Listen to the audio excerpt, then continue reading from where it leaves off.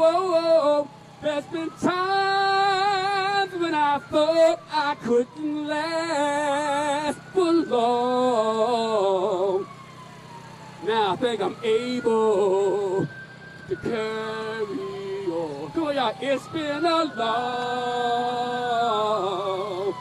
long time coming, but I know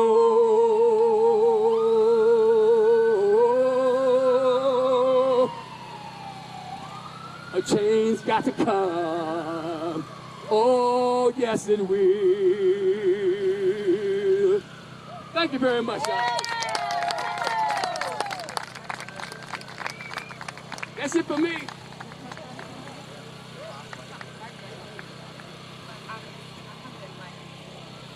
don't know why I've done a check. Thank you very much, y'all.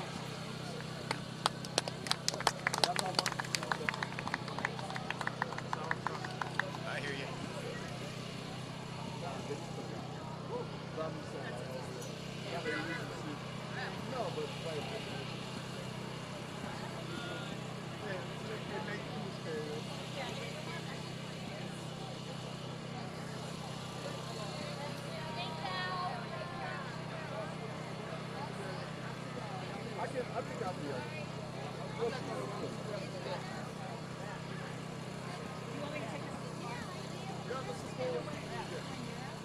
No? You want to do it now? I don't know. Can I go right now? I don't know.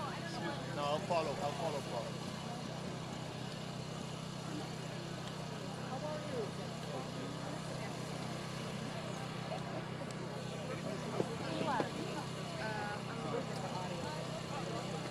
Yeah.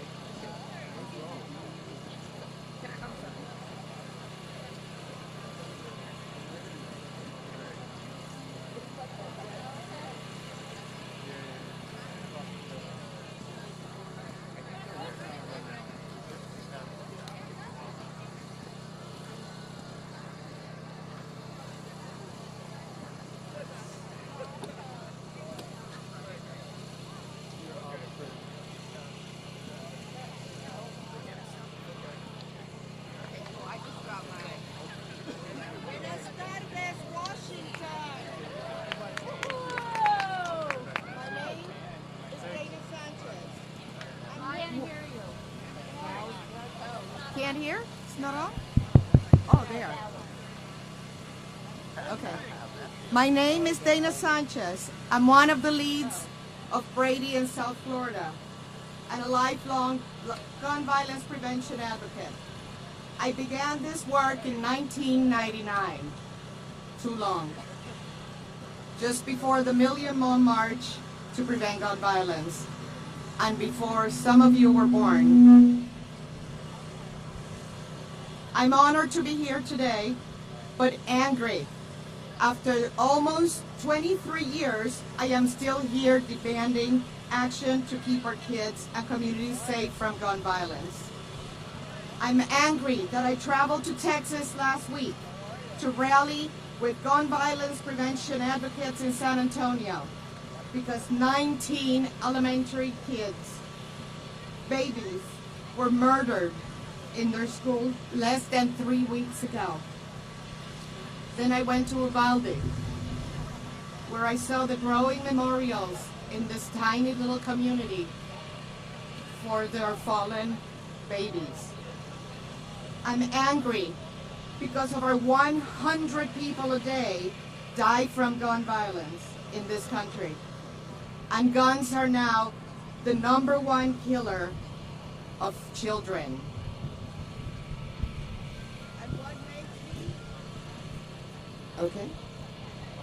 And what makes me the angriest is that we can stop this.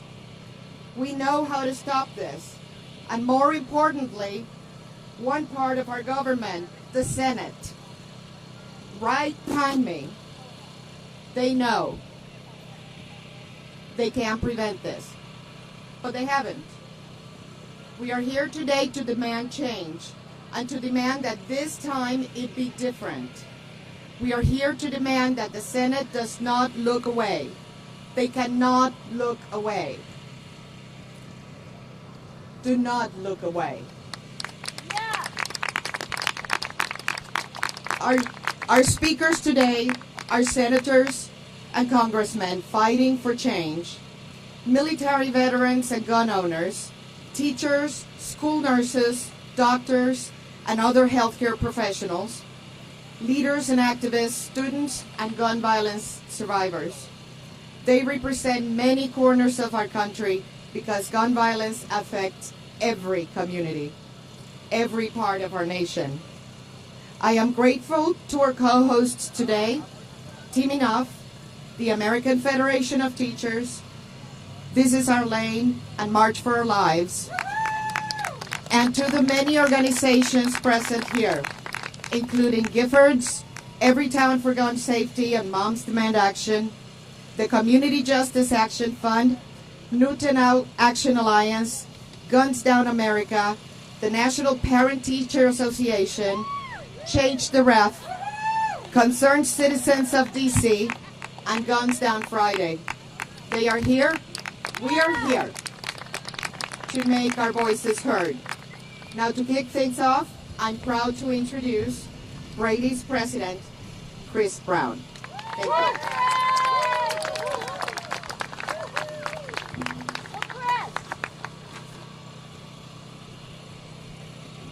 Thank you, Dana. I don't know about you, but I am really excited for change. Because like you, all of us, all across the country, have had enough. Enough of gun violence that makes America unique. There is no other country in the world, no industrialized country that has the level of gun violence as the United States of America. And it doesn't have to be this way. We know this. There are parents sitting here today who dropped their kids at school on Valentine's Day and never saw them again. There are mothers, brothers, sisters, uncles, aunts, grandparents, kids who saw their families one day and never saw them again.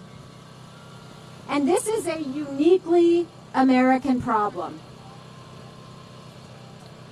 And we're looking back on a particular part of our government that has the responsibility today to fix this.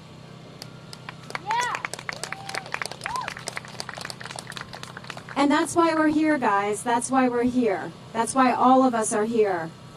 We're here because over 100 people a day die in this country, in the United States of America, the land of the free, the home of the brave, from preventable gun violence. And that's not to mention the hundreds of additional people who die every day or who are injured every single day.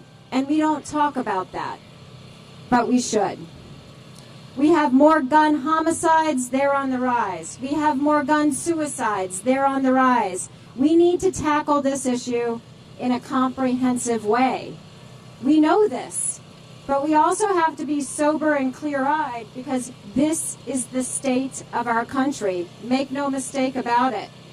Parents are afraid to send their kids to school. Teenagers are afraid to go to the mall or to the movie theater. And our youngest, our children, are being shot in their classrooms. 19 children at Robb Elementary. 20 first graders in Newtown, Connecticut. The kids at Parkland and their educators. It goes back and back and back. And we know how to stop it. The question we all must face is, how much more can we bear? What will it take to force the Senate to act? Our speakers today understand the reality of gun violence in America. They know far too many have lived it. They are victims. They are survivors. They are educators. They are activists. They come from all walks of the life, including the folks you will hear right after me, distinguished members of our United States military who are saying, we have had enough. We've had enough. These voices, our voices, your voices are strong and they matter because we still live in a democracy. We are here because we know that we can end this. We can end this. America has ended truly horrific things, and we can do this too. We can do this too. And so I want to say, to me, the glass is half full. I am optimistic at this moment. Earlier today, I was with Senator Chris Murphy, with Fred Guttenberg, and Poe Murray, and I know he is working really hard to deliver a historic package. All of us have to believe that we can do that because there is no alternative. Jim and Sarah Brady fought really hard to get the background check system through. Really hard. And you know what? There were some really hard times along the way. It took 6 years and 7 votes. 7 votes in Congress. And when that law finally passed, it passed the United States Senate by unanimous consent. That is our history as an organization. That is our legacy. And it is taking action, not sides. Leading a path forward. Republicans, Democrats, gun owners, non-gun owners, red states, and blue states. All of us acting together to lift our voices for change. And now is that moment. Now is that moment. So I'm so pleased now to introduce the next speakers. And really, they bear no real introduction, but we have 2 distinguished veterans. One, a former naval fighter pilot. Another, a distinguished graduate of West Point, to share their thoughts and reflections with us. Max Hall and Bruce Shuttleworth, please come to the stage.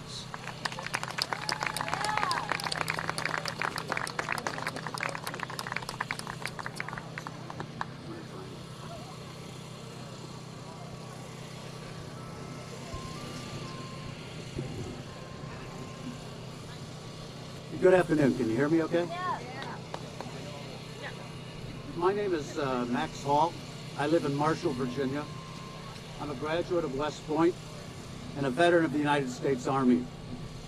I served nearly 9 years overseas in defense of our country. I would also point out that I am a gun owner. As a veteran and an American, I am sick of seeing school children murdered. I'm tired of watching people shopping, going to the movies, attending worship services, or just trying to live their lives being gunned down. Enough. At West Point and in the military, I was trained on the safe use of handguns and rifles and how to kill people with those weapons. Having seen the effect of those weapons, I stand here with Brady in support of gun safety.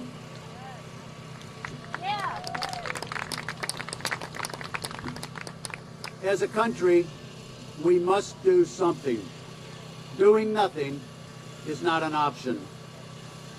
In today's environment, where people think everything is black and white, insight and knowledge are often lost. I hope that is not the case here and now. Now is the time to listen to the American people. Now is the time to have courage and act. Now is the time to pass meaningful, common sense legislation such as universal background checks, raising the age to buy firearms to 21, red flag laws, and investments in mental health. Listen to the American people the vast majority of Americans and gun owners support common sense gun legislation. At West Point, the cadet prayer says in part, "Make us to choose the harder right rather than the easier wrong." I urge members of the Senate to do the same. Do not give in to special interest groups, to pointless platitudes, or the easy route of doing nothing. Choose the harder right and pass common sense gun legislation. Now, thank you. I would like to introduce my friend, Bruce Shuttleworth, who's a Navy graduate. We may be on opposite sides of the field for the football game in November, but we are both here in support today of common sense gun legislation. Bruce?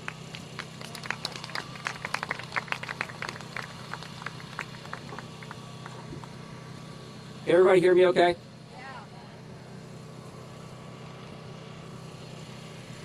I would be remiss if I didn't say thank you to Brady's Brilliant Brown.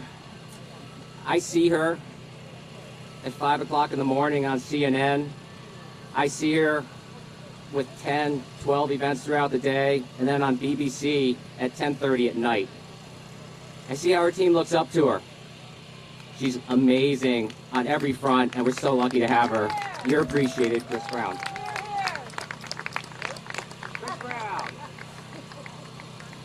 So, it's 80 degrees out, and I'm wearing a flame retardant flight jacket. What are we doing here? In America, land of the free, home of where our school children are more brave than our politicians every time they go to school. Present company accepted. Life, liberty, you know the rest.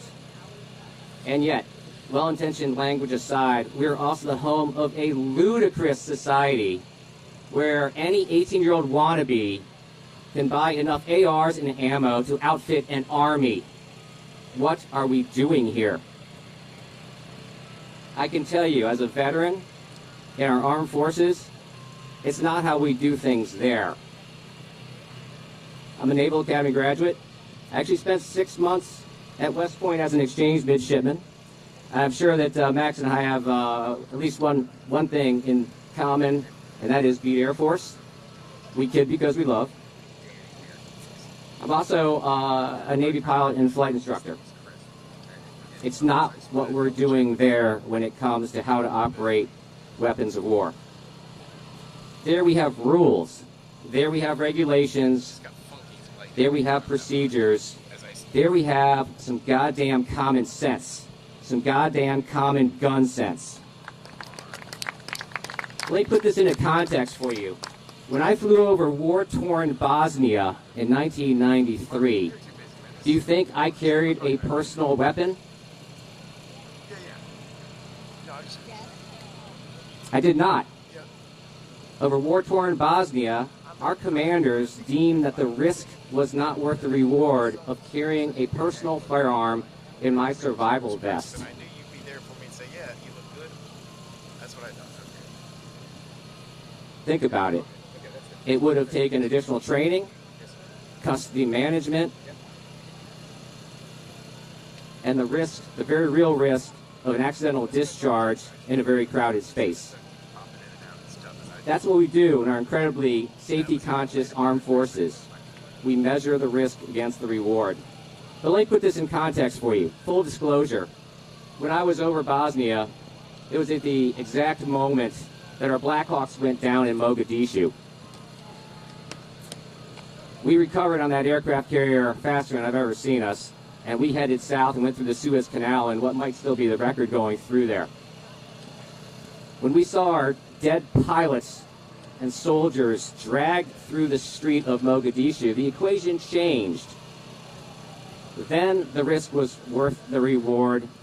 Then we carried sidearms in our survival vest. But is that where we're at here? Weapons of war in our places of peace? This NRA? This NRA? This NRA deserves nonprofit status like Chernobyl deserves to sell organic. harmful to our health. Every time I touched a weapon, from handguns to M60 machine guns, we had the training, we had the experience. These were 30-year-old pilots that have spent 10 years around a gun and carrying weapons of war on the wings of our jets. Only then did we carry a sidearm. That's what we do over there. What are we doing here? Yeah. So I'm angry, you're angry, but we vote and we organize and we make a difference to bring a safe and sane society to America. So to me, the more important the person, the shorter the introduction, so we're in luck. I think the best example of this is, ladies and gentlemen, the President of the United States. But coming in fairly close second is the following individual. And in this case, I think I'll go with Senator Murphy, has an F rating from the NRA and a 100% rating from Brady. Ladies and gentlemen, our tireless advocate, saving our lives, helping to save our lives, Senator Kris Murphy.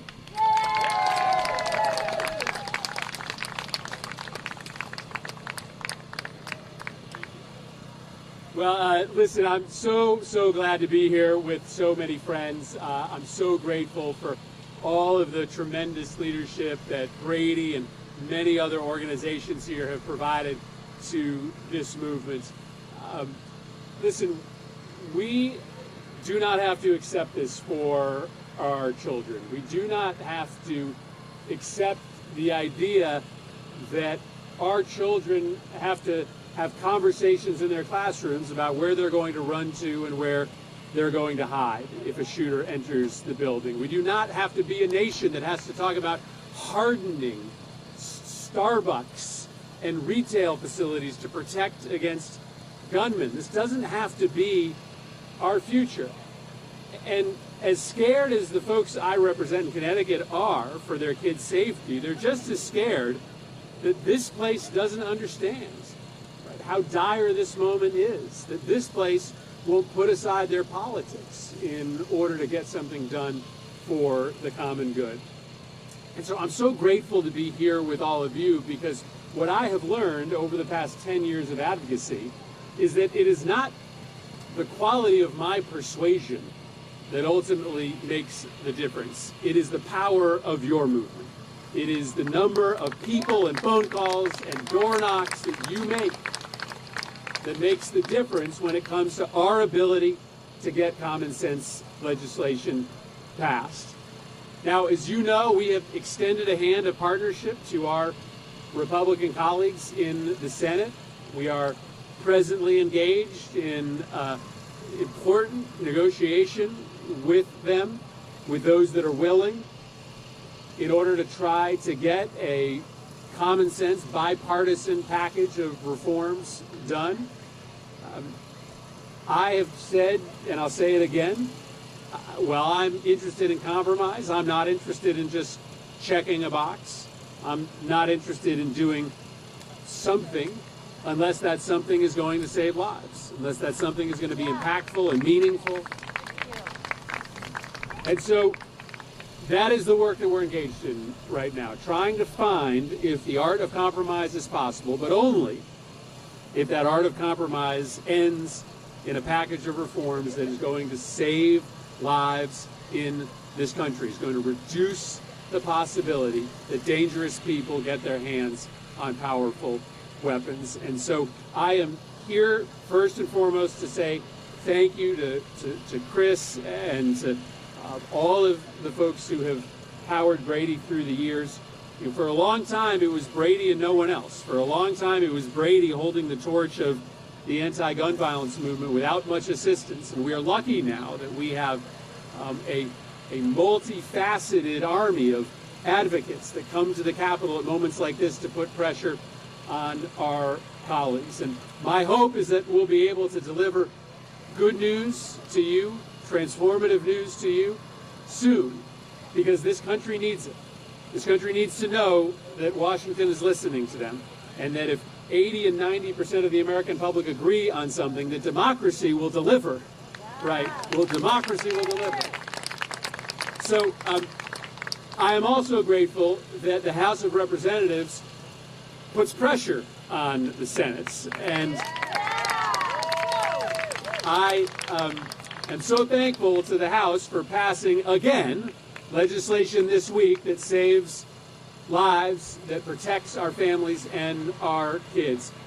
And I am here as well to introduce to you the person that has, frankly, from the very beginning, from the day after Sandy Hook, been the center of gravity in the House of Representatives when it comes to advancing anti-gun violence measures, and someone who speaks from a position of unique experience, a gun owner, a hunter, someone who understands the power of weapons and understands what it means to be a responsible gun owner, but someone who also knows that gun owners in this country want change as well. The head of the Anti-Gun Violence Task Force in the House of Representatives, my great friend and believer in this cause, Representative Mike Thompson.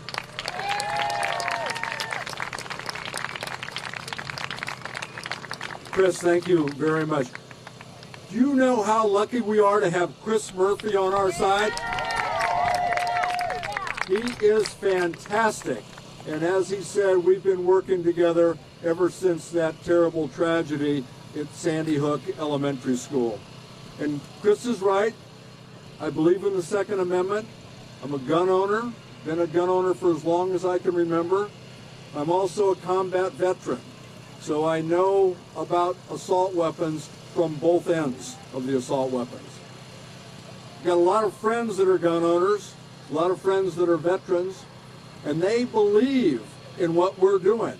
Responsible gun owners are with us on this issue. So after Sandy Hook, I wrote legislation to expand background checks. I thought it was a pretty benign move, quite honestly. If you want to buy a gun, you've got to pass a background check to make sure that you're not a danger to yourself or to others. I thought that would sail through, especially after Sandy Hook. Well, I wrote that bill and tried to get a hearing on that bill and a vote on that bill for 7 years while the Republicans had control of the House. They wouldn't even let us have a hearing on that bill. When the Democrats won the House, one of the first things we did is pass my bill over to the Senate. Yeah. Again, in this Congress, we passed my bill over to the Senate. And Chris has been working day and night to try and get a vote on that bill. So now we're putting a little more pressure on the Senate. We passed the Protect Our Kids Act, which you're all familiar with, to do radical things like encourage the safe storage of firearms, increase the age before someone can buy an assault weapon from 18 to 21, cap the size of the magazines that are used, and regulate ghost guns and bump stocks. These are not radical pieces of legislation. We also passed an ERPO bill, red flag bill. That's over in the Senate now. So there's a lot of pressure. There's a lot of pressure from one side of the building to the other side of the building. Now what we need to do is make sure that all of you, not just you here today, but all of the Bradys, all of the March for Your Lives, all of the Giffords, all of the Americans who understand gun violence prevention is important for our children, for our community, and for all of us. We need to make our voices heard. We need to be loud and proud.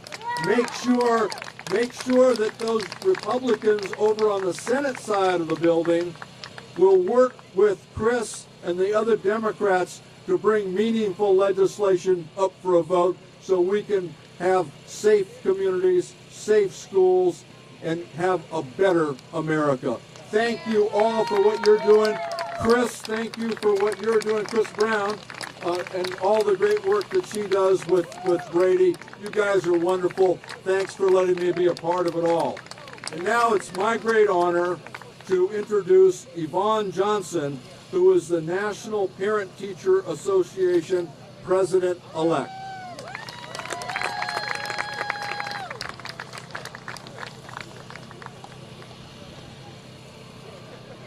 Hello, everyone.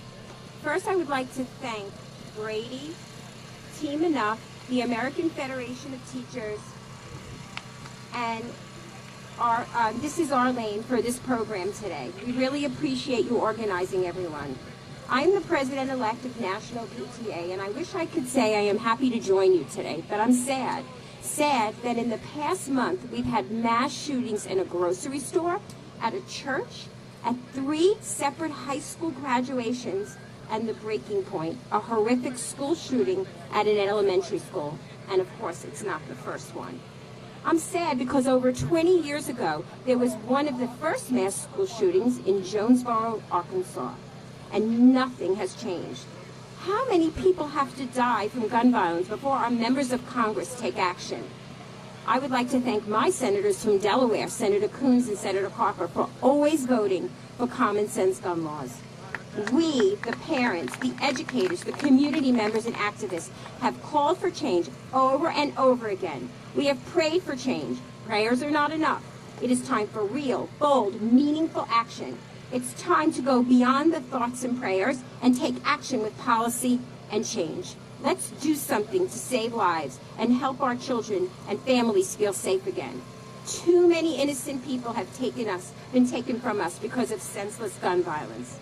Instead of confidently going to school and learning in safe and peaceful classrooms, these incidents have made us focus on safety measures and drills for active shooter situations. All of these school shootings have put our children on edge, wondering if a shooting like this could happen at their school. Parents are afraid to send their children to school. If we can't protect our children from gun violence and keep them safe at school, who will carry our nation into a brighter future? PTA's mission is to make every child's potential a reality. Well, how can they reach their full potential if we cannot even protect them from senseless gun violence? There could be not a more urgent time for our elected officials to take action and for everyone to come together to support our children. We need real solutions and action taken that will save lives and make our schools and communities safe for everyone. PTA has over 2 million members, and our members will be coming here to the Capitol next week to demand common sense gun laws, and we are asking for bold action.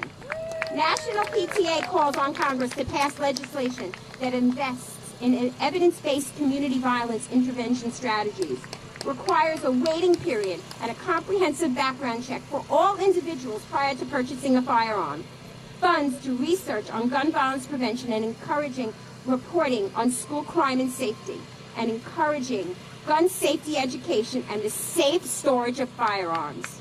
Our association believes all efforts to address school safety must include input from students, from parents, and from families so that we can consider the physical safety and mental health of our children and youth. Let's work together for the future of our nation's children. Let's stop this madness. Let's collaborate and pass common sense gun laws. Thank you. And I would like to introduce Fred Guttenberg from the Orange Ribbons for Jamie.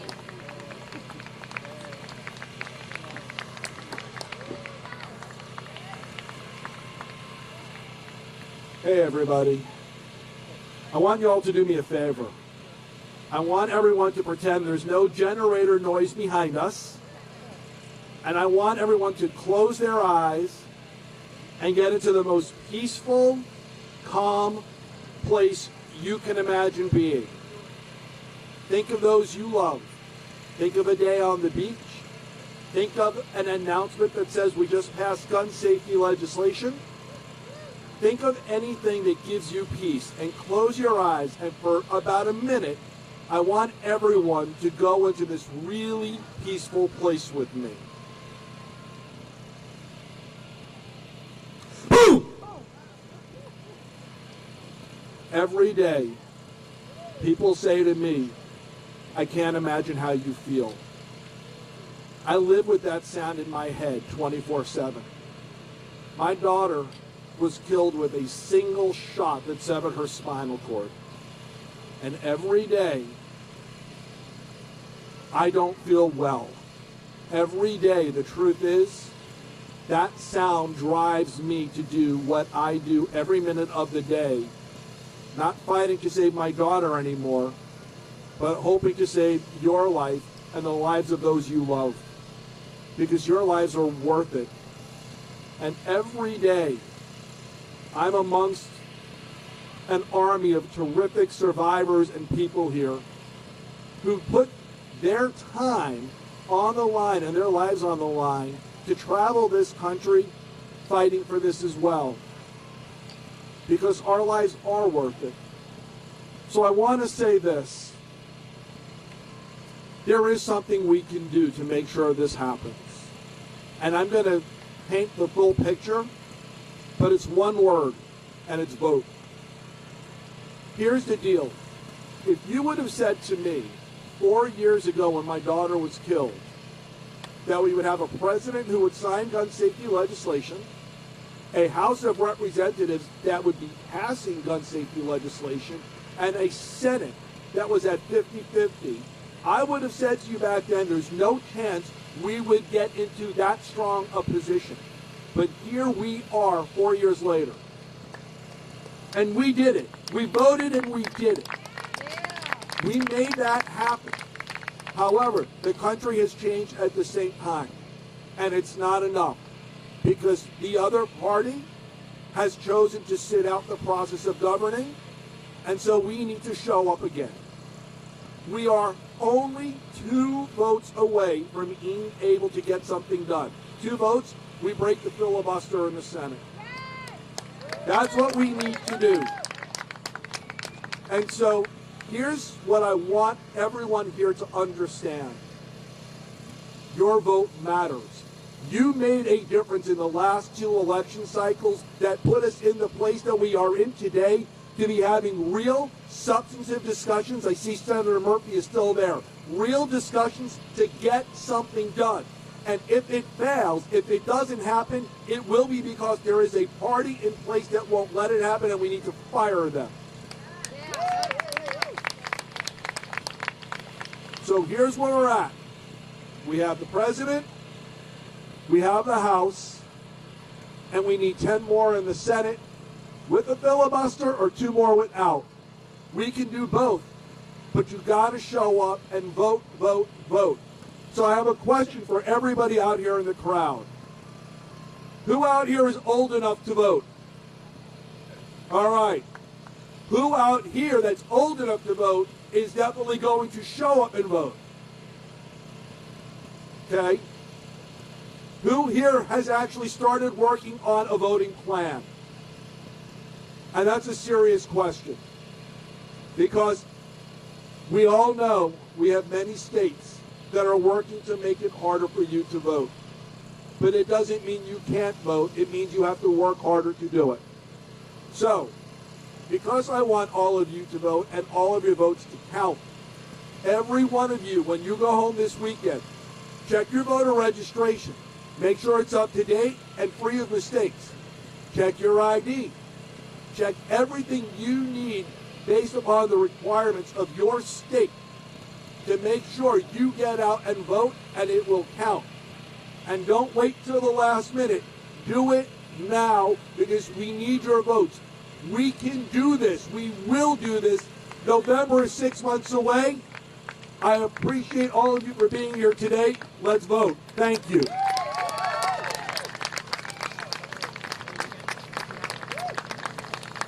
I don't know who's coming up next.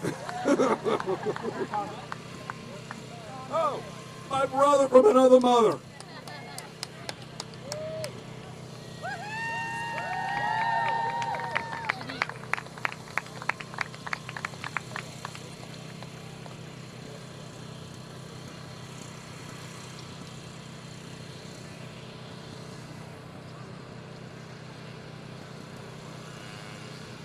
Hello everybody, here we are again. Patricia and my Mel Oliver. we are parents of Joaquin Oliver, who lost his life at the Parkland shooting as Jamie did. I am here to talk as a mom because we already heard the political side of all this story. We need the social and moral side of this story. We are part of the solution. We have to be united. We have to work together. We have our organization that is called Change the Ref. I don't care about that today. I care about all of us. I am teaming up today. I will be March for Our Life tomorrow. I will be Change the Ref the day after tomorrow, and any other organization that asks us to support what has to be done. We have to be together. It doesn't matter where are you looking, how you're looking, how's your face, how's your color of your skin, what are you believe. We care about one thing, life. Life matters for our kids, for our family, for our friends. We need to get together and fight and be on the streets till we see this done. Please do it. Whoever is listening to me that is not here, please listen to us. You can join us in any possible way. Please do it because the country needs us. This is the moment. Thank you.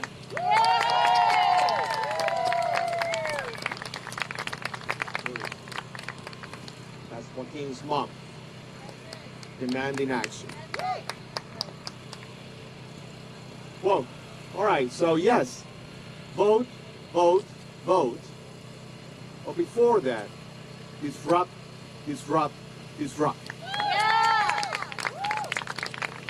Because we're not going to wait till November to say something or to receive answers from those guys.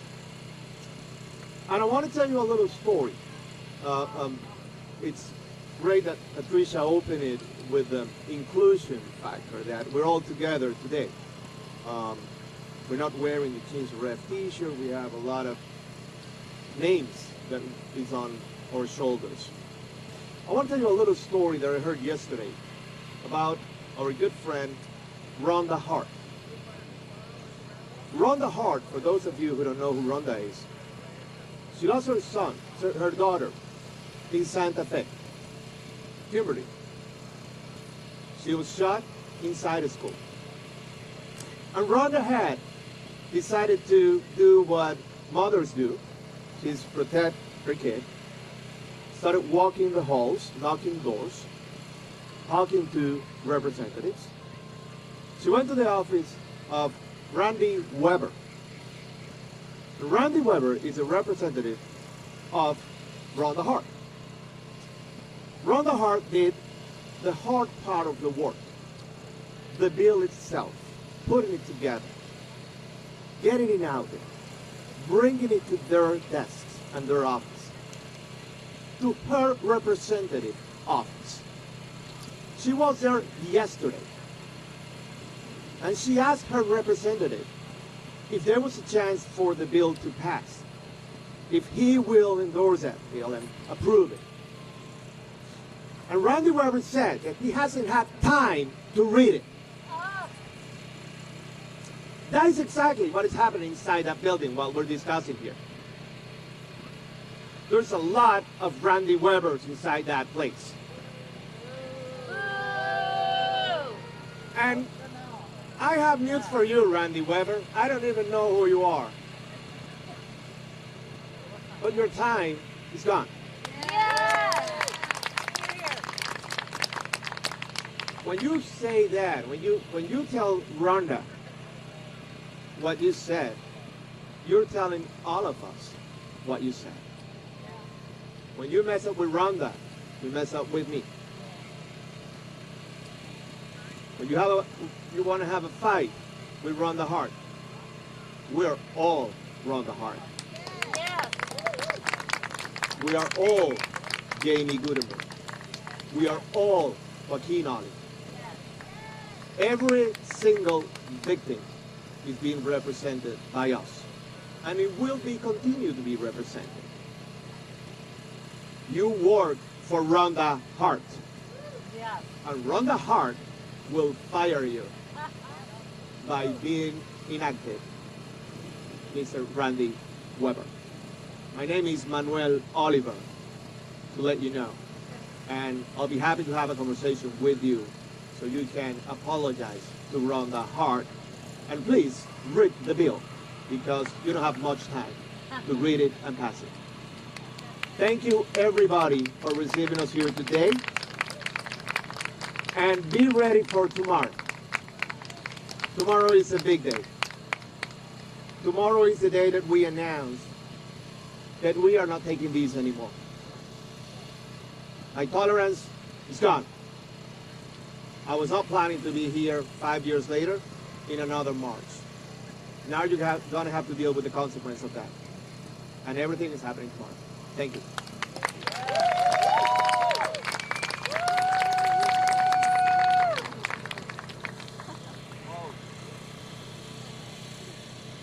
I'll tell you who's speaking next. Linda Pond, Oregon Nurses Association.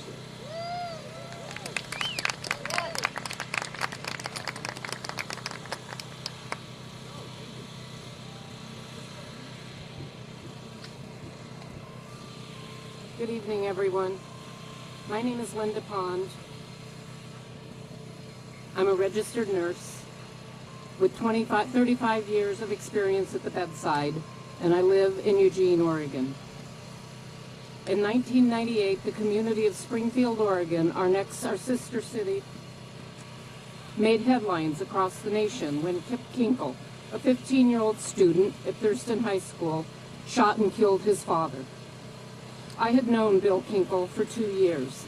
He was my Spanish teacher and a well-respected person in the community. Kip then went into the garage and shot his mother in the back, killing her immediately. I heard about these deaths as I was driving to work. When I arrived at the hospital, I learned that Kip was in the school cafeteria at Thurston High, and the police had not yet secured the area. As the morning unfolded, we learned that he had finally been stopped, not by the police, but by 6 students who tackled him and took him to the ground and sat on him until the police arrived. 2 of these students were the sons of one of my best friends and coworkers. They were Eagle Scouts, and they put their training to use. These brave young men, we spent our morning transfixed as we continued to hear from our colleagues working in the emergency room about the students that had been shot and critically injured. Many of the students were taken to surgery immediately. One of the students had lost so much blood from the bullet wounds to his leg that the decision was made to operate on him in the emergency room, as there was not enough time to take him to surgery. The entire staff at the hospital were fully activated to provide care for these patients and their families. It took several hours for the full details of Kip's actions to unfold. Rumors and media being what they are, it was late in the afternoon that we, as a community, learned that he had killed not only his parents, but 2 of his schoolmates and injured, critically, 25 others. Students that were in the cafeteria survived by hiding under tables and pretending to be dead. Kip's actions, one of first such mass shooting incidents to occur in this country, impacted every care provider that touched those patients, as well as the entire communities of Eugene and Springfield. The following year, the nation was shocked again when Columbine shootings occurred. The politicians as well as community members were outraged. They made visits to communities that had been impacted, said prayers, made strong promises to make change to prevent this from ever happening again. Yet the shootings continue and have become a daily event. In 2006, again, in Oregon, someone opened fire on the campus of Umpqua Community College in Roseburg, 60 miles south of Eugene. Several of the victims of the shootings were transferred to the Sacred Heart Hospital where I worked. Once again, our staff activated and did what they do best. Many of these staff were the same trauma nurses, trauma surgeons, and anesthesiologists that had cared for the victims of Kip Kinkle. They saved lives. At the end of the day, I was in the cafeteria when the anesthesiologist that saved the life of the young man who was too critical to move to surgery 14 years previous sat down with me. We talked about the impact of having to treat the patients from Roseburg, and he said to me, with tears in his eyes, "I never dreamed I would have to do this again. What will it take to make things change?" Every single day, our nation's health professionals treat patients injured by firearms. Whether in the emergency departments, mental health and psychiatric facilities, to specialty care areas. Our work includes contending with injuries, deaths, and enduring trauma that gun violence inflicts on patients, families, and communities. As in the case for so many traumatic events in our communities, healthcare professionals are called upon to help witnesses and survivors cope with the mental and emotional after effects. Healthcare professionals play an important role in the aftermath of violent incidences. We are called upon to address public health issues like smoking cessation for cancer prevention, preventing infant deaths through educating new parents about how to position a sleeping infant, and even the use of seatbelt to prevent deadly motor vehicle crashes. Aside from the undeniable link between social determinants of health and the cycle of gun violence in our communities, our first-hand accounts of treating victims, survivors, and families make health professionals an important stakeholder for helping identify effective strategies to reduce the incidence of gun violence and promote safety measures in gun-owning households. It isn't just about what happens in our hospitals, ambulance, and other places where victims of gun violence take their last breath. It is also about how we can stop this epidemic, because it is an epidemic. Efforts by special interests to sideline our voices often choose to ignore the impact of gun violence when caring for victims who are our patients. The psychological impact is stark and lasting. Beyond that, gun violence places strains on our healthcare system by diverting resources from other critically ill patients and by over the $1 billion in hospital costs alone for initial gun care injury, a majority of which was paid for through public health coverage. I want to close by sharing that I know some of the students that were in the cafeteria the day Kip opened fire. While their physical bodies escaped injuries, their souls did not. These people that are amazing adults today have extreme PTSD, accompanied in many instances by strong survivor's guilt. They relive their trauma every time another mass murder happens. They are not alone. Every community that has experienced these events suffers. The nurses, doctors, anesthesiologists, social workers, and ministry that care for the victims of mass shootings suffer. Their traumas are brought back day after day, year after year. Our communities suffer as well. It is true that we, as a society, recognize that the cost of these events goes beyond the dollar and lost lives. We are talking about mental health of our society. The fact that we have become numb until the next time is not acceptable. Each and every one of us has a responsibility to push to change this phenomena. Like many of you, I do not have the answer. I do know that we need to put pressure on the politicians to give up their posturing, to give up their political lines, and come to the table as the parents, lovers, and partners that they are, and work together to make the changes necessary to ensure the safety of our country. Thank you.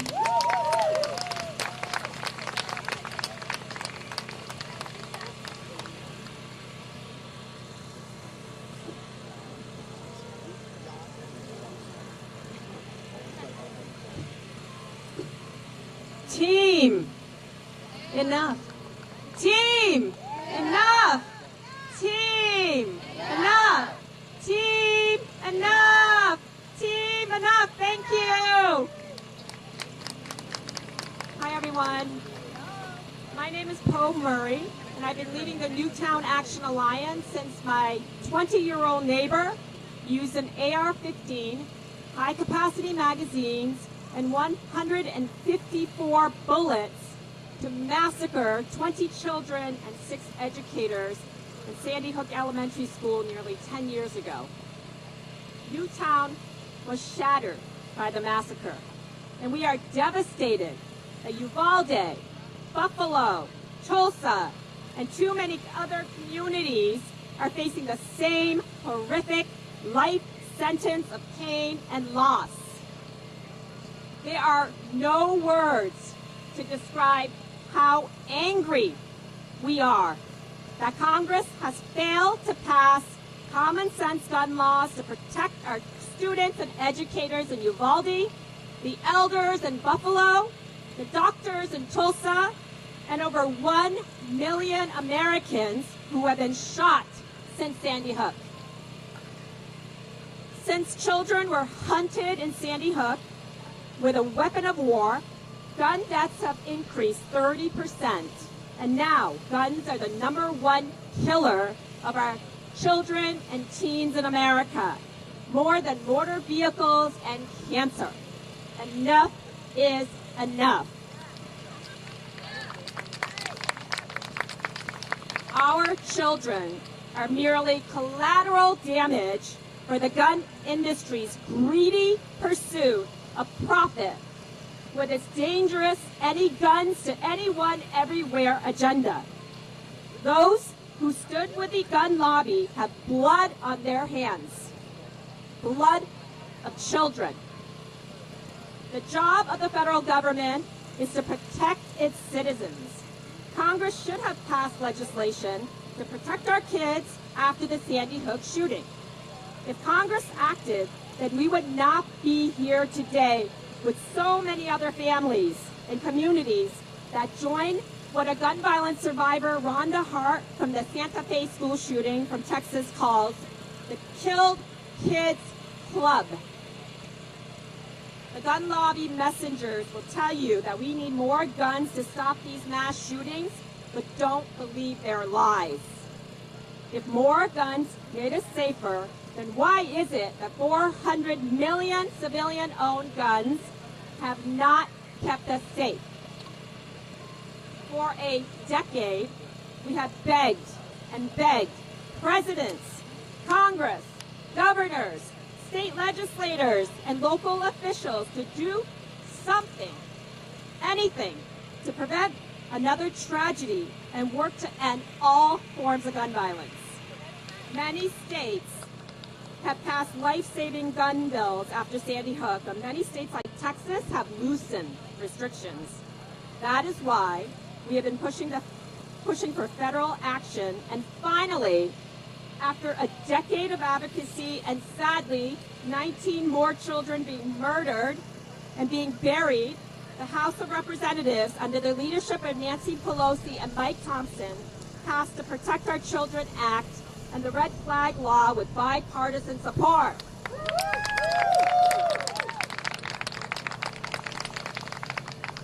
Right now, while our children's lives are being negotiated in the Senate, in Uvalde, there is shock, grief, anger, endless funerals, vigils, media attention, teddy bear donations, thousands of condolence cards, pop-up memorials, and fundraising schemes pretending to support the families.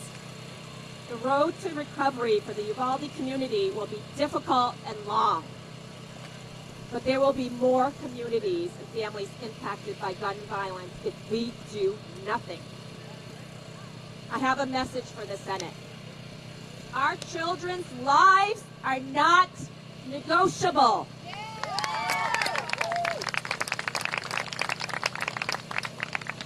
The Senate must act boldly, and they must act now. End the filibuster and give us a vote on the Protect Our Children Act now. I also have a message for America. Don't wait until you are impacted by gun violence to act. Become a gun safety voter and vote now to protect your children and families. Thank you. Next, I want to call out my friend Greg Jackson, who has heroically stepped up to protect the brown and black communities who have been disregarded for decades. Greg.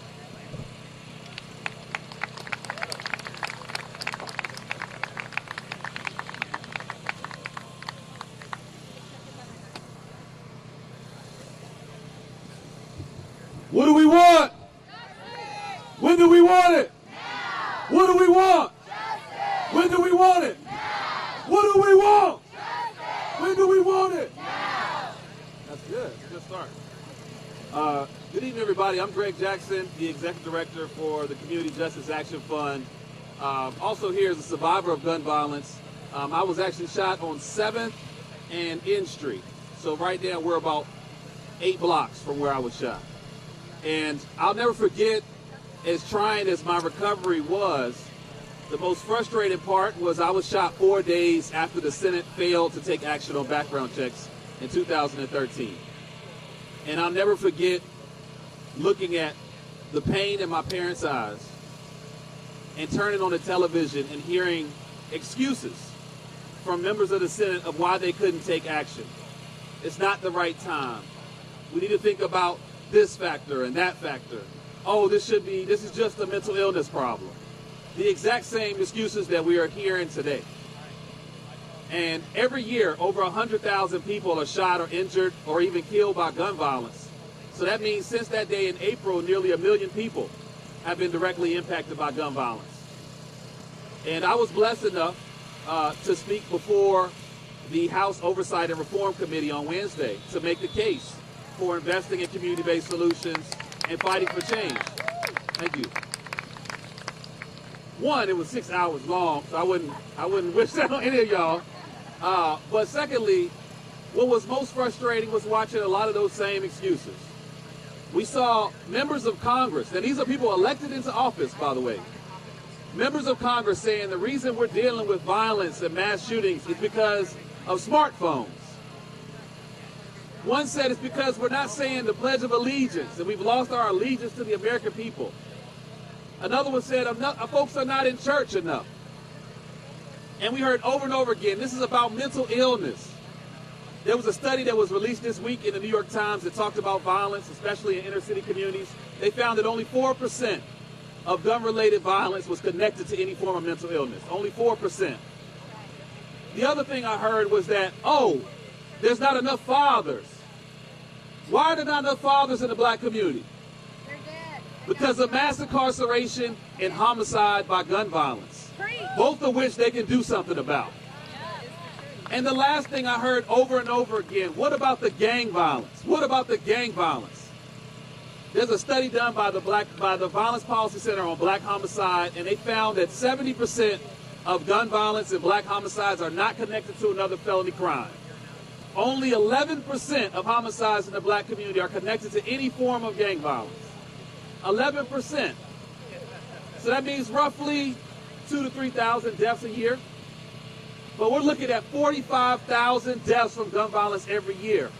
And so if you ask me who the most violent gang is, I think they're staying right there in this building. And that violent gang today decided not to take action in the Senate.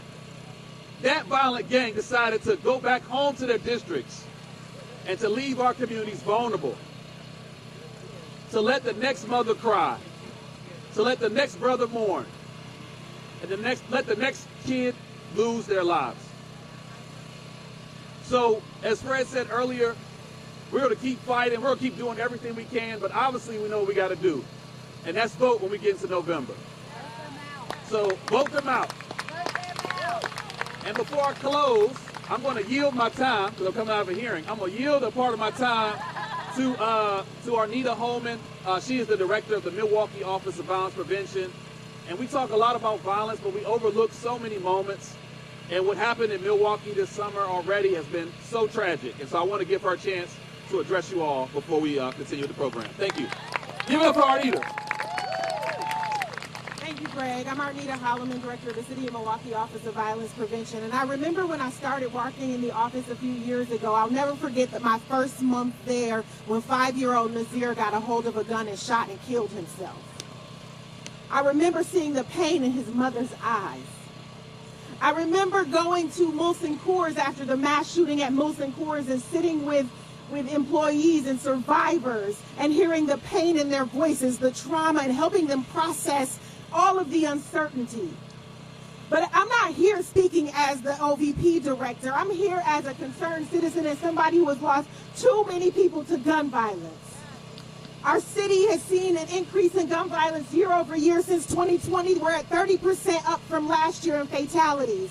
And we would have been under the number at this same time last year for non-fatal shootings, except that there was a mass shooting the same weekend of the mass shooting in Buffalo, and 17 people were shot. It matters not just when they're mass shootings, but it matters when people are shot on the block. Every single day when black and brown folk are losing their lives as a result of gun violence. Before I started working in this office, my first time going to the medical examiner's office was to look for my 21-year-old cousin, Taja, because on Christmas night, she never came home and we couldn't find her. And that's where we found her, killed as a result of gun violence. And so we're here not to ask for anything. We are here to demand that legislators take action. And either you are committed to saving lives or you are complicit in the death and the loss of life as a result of gun violence.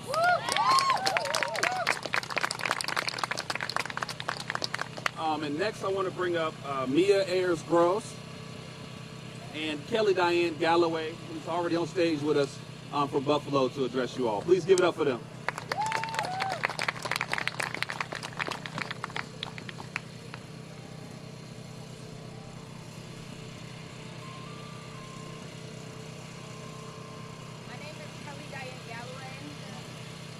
And I was born and raised in Buffalo, New York. Less than a month ago, on May 14th to be exact, I woke up so excited. See, I'm known in my hometown for fighting against human trafficking. I fight for modern day enslaved women, and I fight that they would be able to obtain the freedom that they don't just deserve, but that is their human right. On that day in particular, 40 of our young girls from 2nd grade to 12th grade, they were graduating our program and having a high tea party. So they had their dresses on, they had their fascinators, they had their gloves, and for most of them, it was their first time riding in a limo bus. They recited their declaration in front of a captivated crowd, and it started out just like this. I'm an empowered girl, and I will absolutely change the world. I'm enough, and I'm proud of myself, and never will I hide my light on anybody's show. See, we taught them to love their beautiful black and brown skin despite what the world would tell them. And so in rightful fashion, they did. They started taking pictures with one another. They started taking videos for TikTok with each other. And instead of being able to post them when the event was over, we learned that 10 people had been murdered in the grocery store on their block. Those pictures and videos never did get the chance to be posted, because while we were laughing and giggling, there was blood pouring on the walls and the floors of the only grocery store in their community. We didn't get to post the pictures or the videos that day because it just didn't seem right, because some of their friends that they were going to attend a birthday party for, their father was murdered while getting a birthday cake in that same grocery store. We didn't get to post those pictures or those videos because there were individuals in Washington that were more concerned about losing their seat than they were about black and brown bodies losing their lives on the east side of Buffalo. Explain to me how my life is worth less than your seat. The bullets that left that terrorist gun did not have names on it. It had targets, black and brown targets. And if you aren't moved by the cries that came from Texas, if you aren't moved by the blood that's painted on the walls and tops, if you are not moved by the cries that happen all around the United States from individuals who have families like mine, who I lost my hero January 5th, 1998 from gun violence, then why do you have a seat? If you're not concerned about the lives of individuals who look like me, then I need you to leave the seat. If you don't want to ban assault rifles, then I need you to leave your seat. If you don't want to implement background checks, then I'm gonna need you to do me a favor. I'm gonna need for you to leave that seat. And if you are not down for lives, no matter what race they are, being protected from modern day violence, gun violence, then I need you to do all of us a favor, and I need you to leave that seat. And so in my closing, as the shirt that I wear, it literally says, "Are you moved yet?" Are you going to listen to the stories that come from our mouths today? Are you going to look at all of the memorials that lay all around us, circling us? Are you going to look at all the pictures and return to life as normal, or are you moved yet? And if you're not moved in your heart, and you're not moved with compassion, at least move out that seat.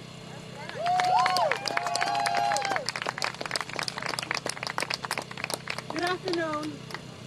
My name is Mia Ayers-Goss, and I'm the Director of Most Valuable Parents of Buffalo, New York, better known as MVP, and I am proudly the President of Brady Buffalo. All right? As you have just heard, our community is hurting. We have learned in recent weeks of how a young man radicalized with hate and extremism was able to coldly and calmly survey our community and attack us based solely on the color of our skin. We have learned that he was able to carry out his attack and kill 10 of our friends and neighbors because he was easily able to obtain dangerous weapons. We have learned that he has made threats and acted in a dangerous manner before, and he should have been stopped. But he wasn't. He attacked our community and he killed our loved ones. And while we experienced the cold glare of the national spotlight, we have also seen attention move on, leaving our community hurt and traumatized while we are left behind to pick up the pieces. That pain existed before the shooting. Buffalo is the 6th most segregated city in the country, and it is becoming more segregated, not less. It's also becoming more dangerous.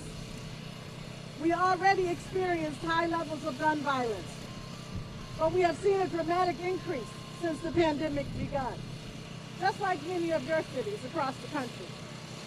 In the 10 years before the pandemic began, an average of 254 people were shot each year. In 2020, 355. In 2021, 347 were shot.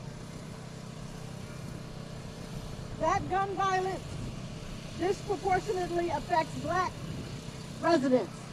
Black men in New York State are almost 7 times more likely than their white counterparts to be victims of gun homicide. We were already hurting before the shooting because of inaction here in Washington. Our laws are not keeping us safe. We need our lawmakers to act. We need the Senate to act. This is the moment. They cannot look away. In a hearing that took place behind me just a few days ago, Darnell Whitfield Jr., whose 86-year-old mother Ruth was murdered at Top Supermarket, told the Senate Judiciary Committee, "My mother's life mattered. Miss Whitfield's life did matter. My life matters." Darnell's life matters. Black lives matter. Mr. Whitfield reflects this reality on the Senate, saying, "Your actions here will tell us if and how much it matters to you." I am asking the Senate, show us my life matters, my community matters. Act. Show us that it matters to you. Thank you.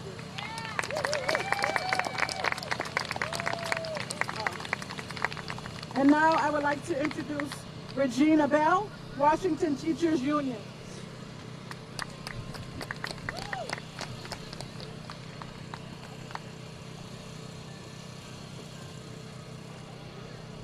Good afternoon.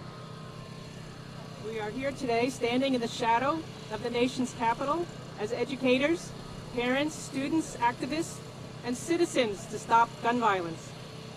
We live in a country where we are all unsuspecting targets of a random or mass shooting when we go about our ordinary activities.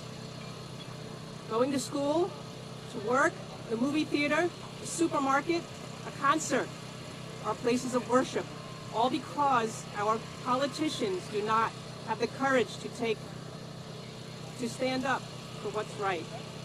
We have seen the horror of mass shootings on national television, but here in Washington, D.C., there are many random shootings that rarely make the news.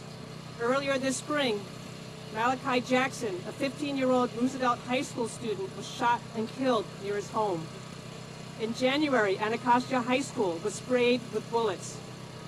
These shootings are almost a daily occurrence in D.C.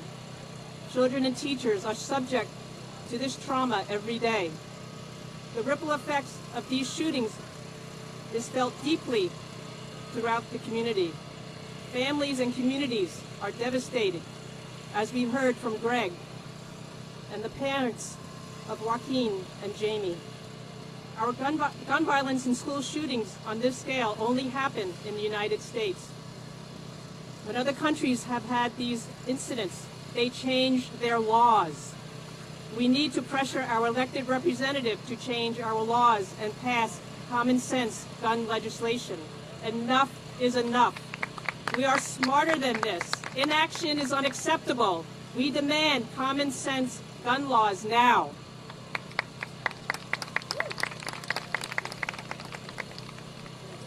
The next speaker is Sarah Clements. Teachers Unity.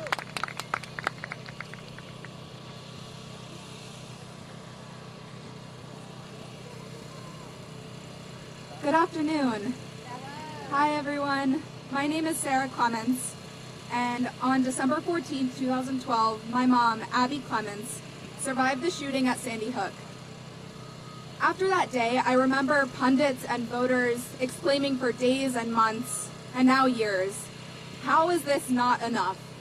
How can 20 first graders and 6 teachers be murdered in their classrooms, and still that's not enough to make sweeping, substantive, life-saving changes to our broken systems? 10 years later, hundreds of thousands of gun deaths later, and now, after the shootings in Buffalo and Uvalde and the 20-plus communities since, it's still not enough. Our knees are bruised from falling to the ground in dismay and rage so many times. Today, I stand up here proudly representing Teachers Unified, a growing organization of hundreds of teachers, faculty members, and school staff from almost every state, fighting to make sure that educator voices, both union and non-union, are heard as we push for change. Teachers Unify was founded by my mom, a survivor from Sandy Hook, as well as Sarah Lerner, a surviving teacher from Parkland, and Sari Beth Rosenberg, a lifelong educator and activist from New York City. Though I am not an educator myself, I was raised by 2 of them. And there's no doubt that growing up in a household with 2 brilliant teachers and union members for parents led to making me who I am today, an activist, organizer, writer, and union staff. We need survivor, student, and educator voices at the center of this movement. It is astonishing to see political leaders who claim to be champions for children turn around and enact policies that make young people's lives decidedly worse. Educators see this firsthand in their classrooms, their libraries, and nurses' offices. Poverty, systemic racism, a lack of resources and affordable housing, environmental injustice, food deserts, and of course gun violence. They're all solvable issues, and yet here we are. It is still not enough trauma or death for these politicians to actually do something. And here's the thing that I've realized after 10 years of activism against gun violence. It will never be enough. These lawmakers who still refuse to do their jobs, there will never be a number of gun deaths too high for them to do something. And that's why we have to take this fight to the polls and to the courts. We have to make sure that our schools, community resources, and after-school programs, jobs programs, violence interruption programs, and health care are fully funded, are invested in.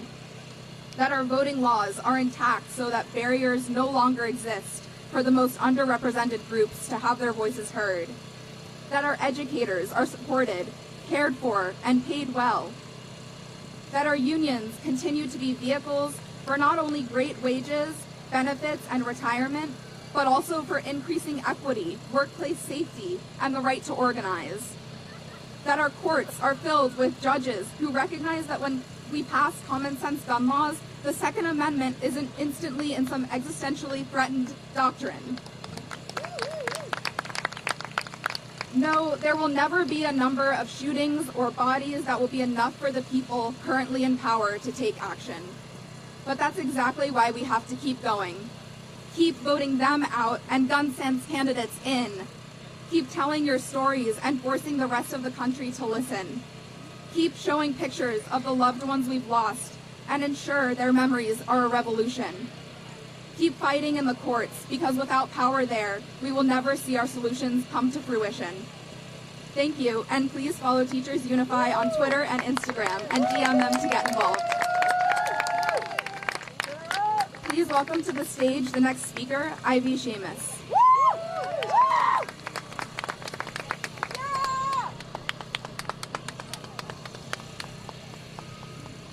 Hi everyone, I have the pleasure of introducing Ivy next, but my name is Ariana.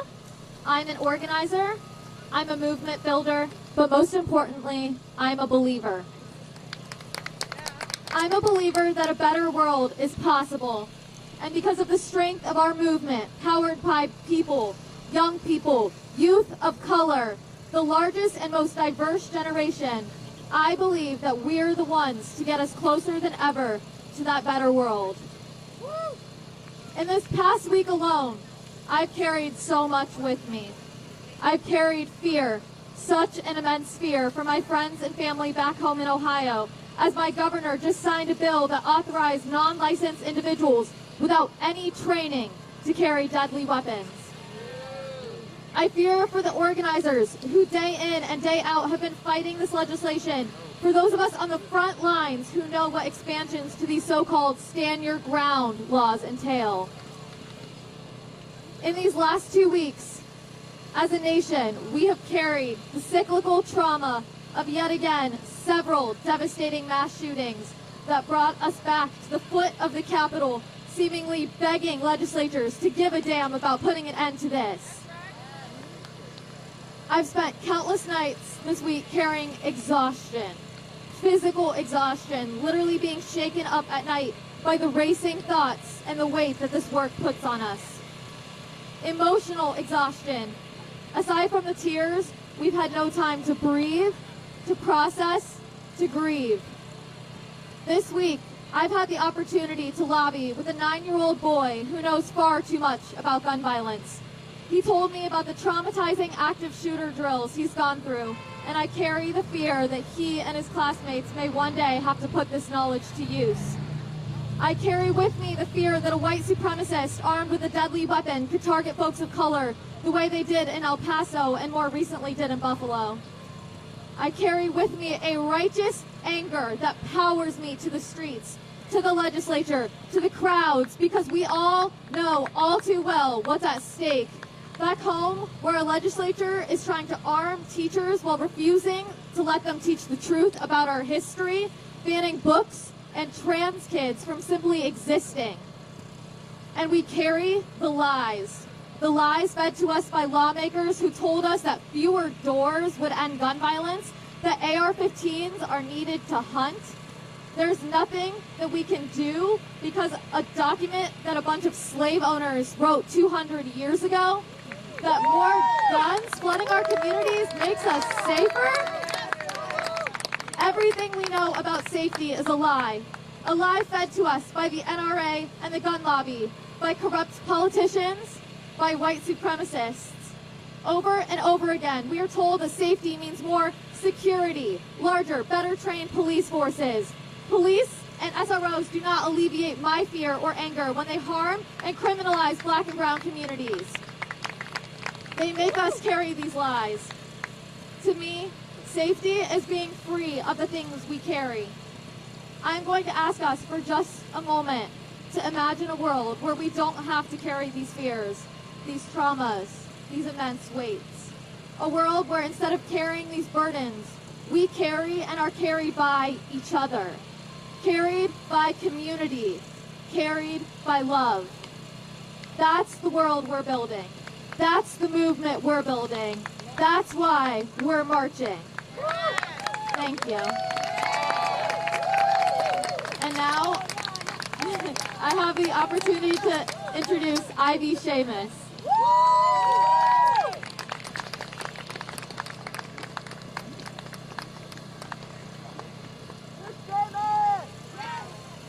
I'm in awesome company over here, I have to say.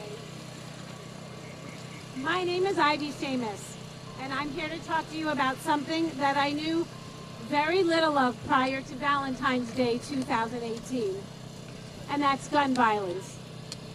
Why would I know anything about that? I lived in a safe neighborhood in Parkland, Florida. I taught for 2 decades at a safe school called Marjorie Stoneman Douglas High School. I loved my school.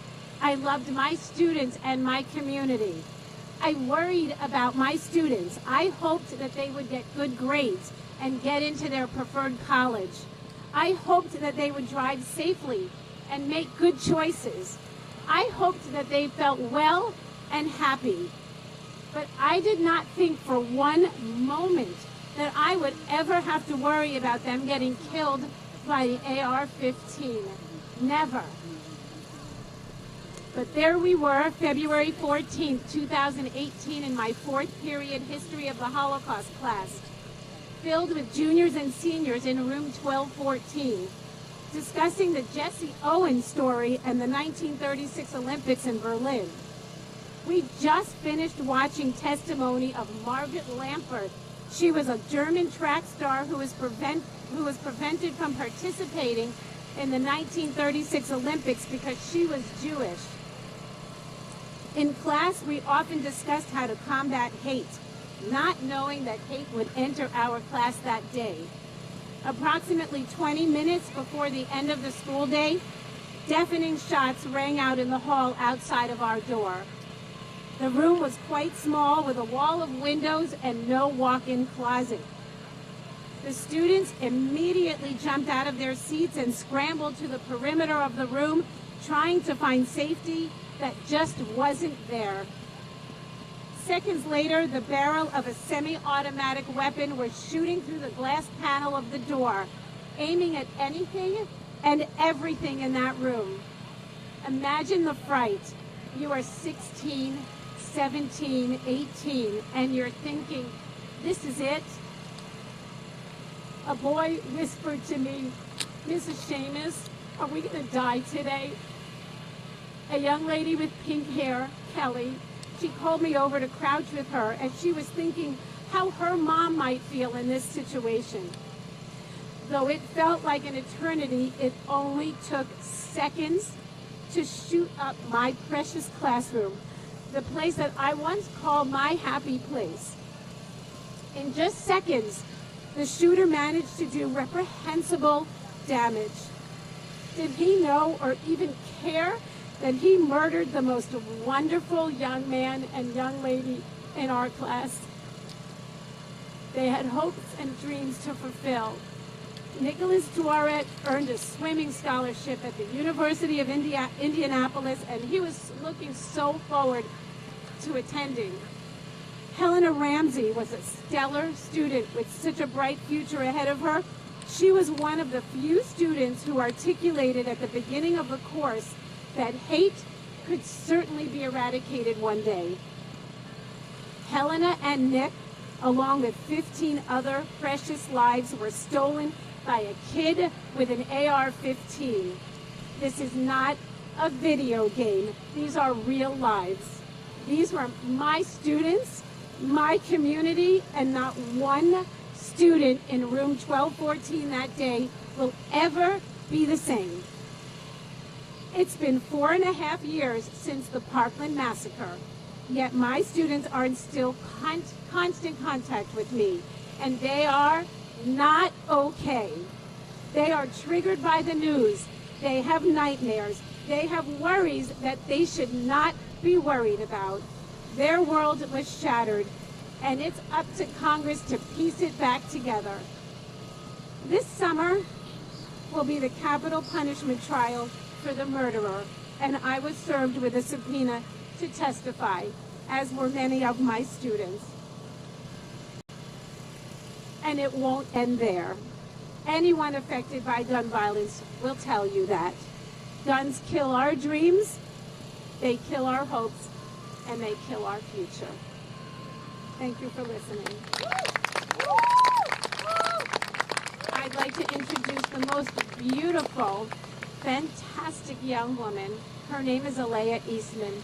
She was in my class that day. Elea saw things that a 17-year-old girl should have never seen. But she speaks out for what she believes is right, what we all believe is right. So I now present you with the most beautiful young lady, Elea Eastman.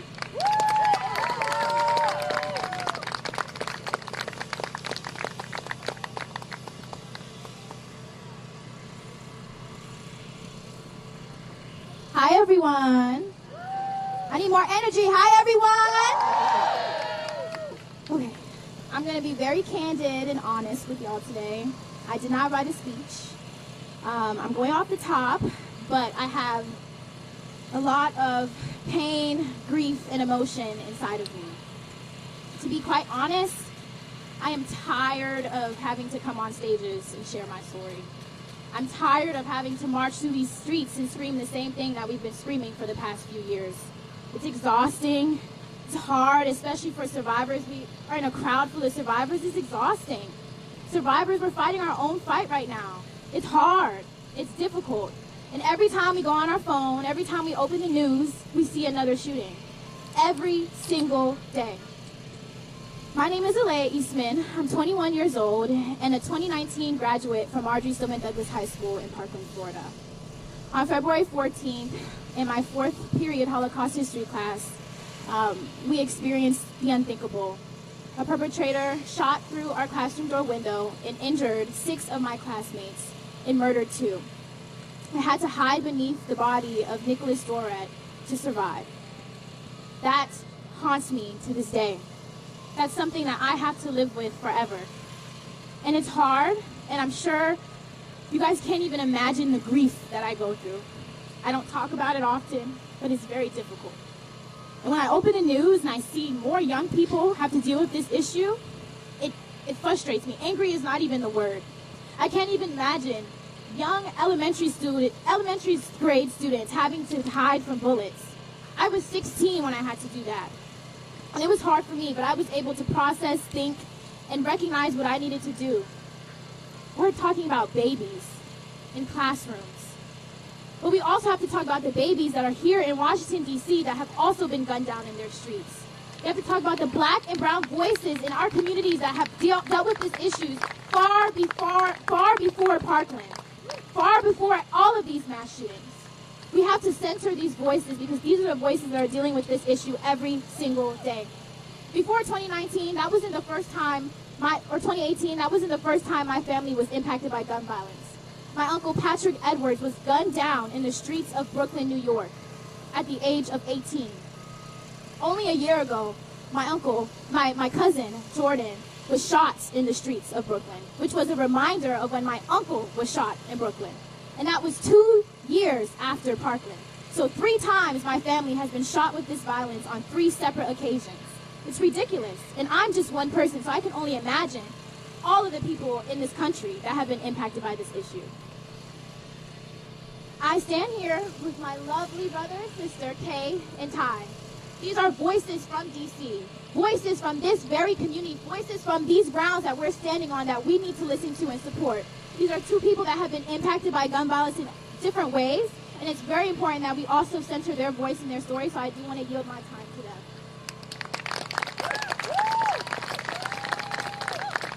Hi, good afternoon. My name is Kayla Moore. I'm a co-founder of Concerned Citizens Demanding Change, and I'm also an educator here in Washington, D.C. Today, I had the honor of attending the high school graduation of my mentee, Melissa Scott.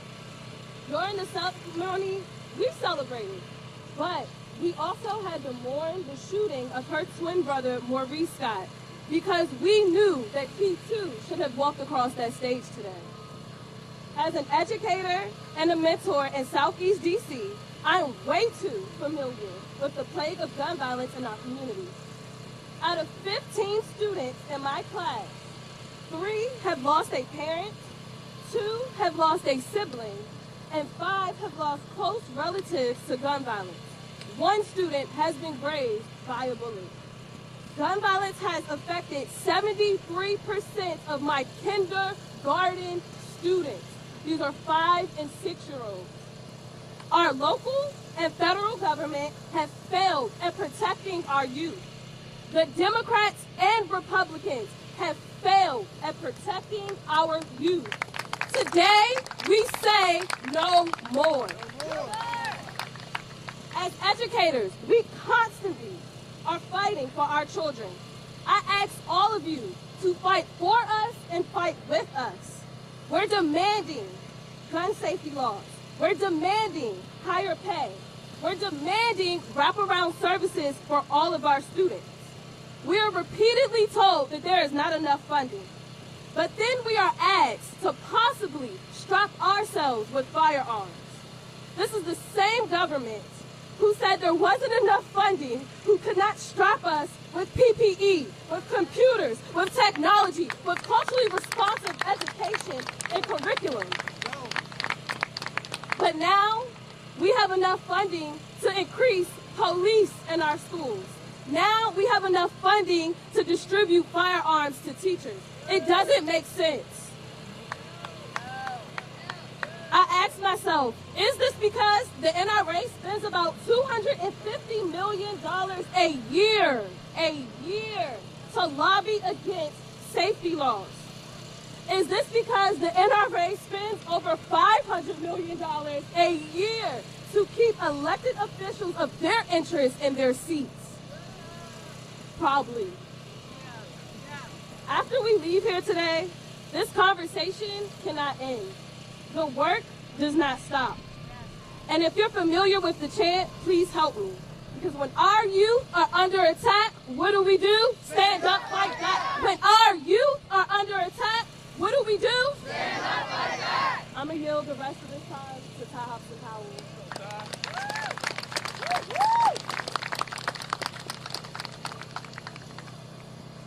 Good afternoon. My name is Hodgson Powell. I am one of the founding members of Concerned Citizens Demanding Change. I am an organizer. I'm a father. I am, can you hear me now? Better? Yeah. Hold on. Good? Yeah. All right, there we go. Good afternoon, guys. All right, so I said my name is Hodgson Powell. I'm also a co-founder of Concerned Citizens Demanding Change. And, you know, I'm here today to really speak out against gun violence in a way that is informed by the grounds on which we stand. As Elea said, I was born and raised here in Washington, D.C., and well before the sensationalization of many of these larger acts of violence, I found myself being very close in proximity to violence. When I say, long live Little Chris, I need y'all to say it with me. Long live Little Chris! Long live Little Chris! You see, on March 12, 2015, my brother, Christopher Adams, was shot and killed on the corner of 8th and Jefferson here in Washington, D.C. When I say rest in peace, Sage Ballard, y'all say rest in peace, Sage Ballard. Rest in peace, Sage Ballard. Rest in peace, Sage Ballard. 2 years ago to the day, Sage Ballard was gunned down here in Washington, D.C. When I say long live TJ, you gotta say long live TJ. Long live TJ. Long live TJ. You see, Terrence William Jones was killed here in Washington, D.C.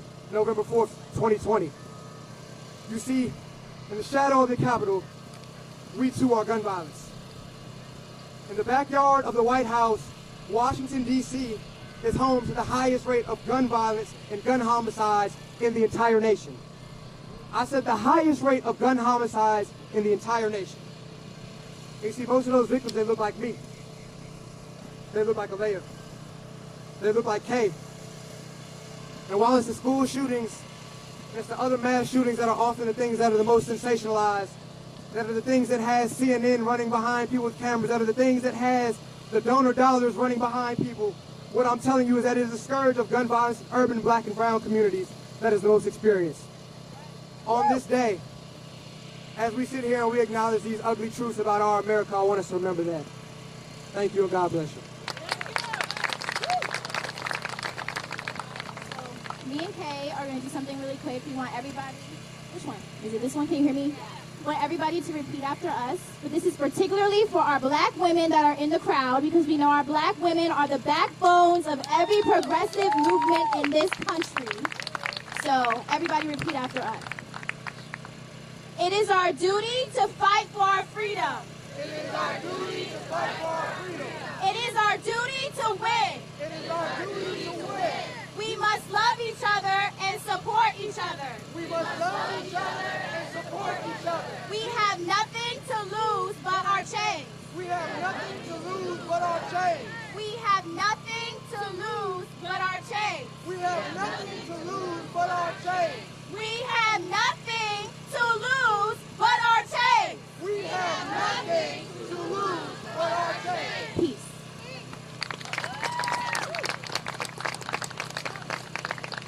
And now we would love to introduce Micah? Or Makai, sorry. Makai from Guns Down Friday to the podium.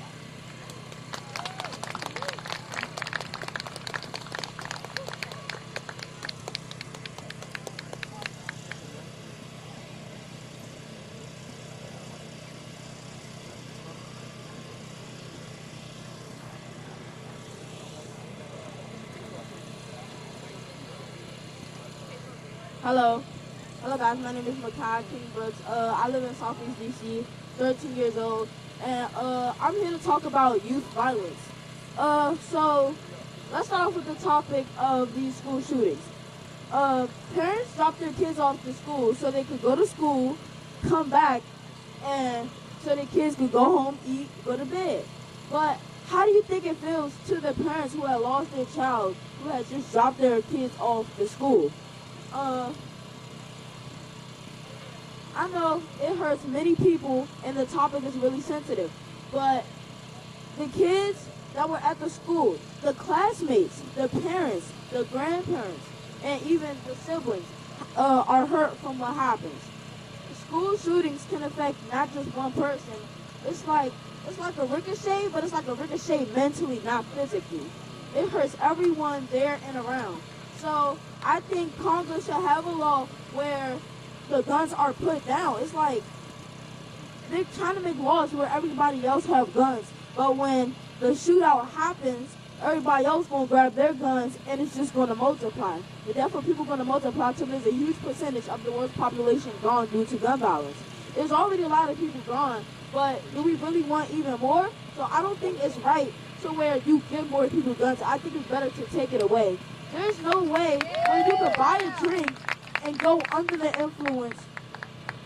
Well, ain't no way you cannot buy a drink, but you can go buy a firearm and go harm other people's.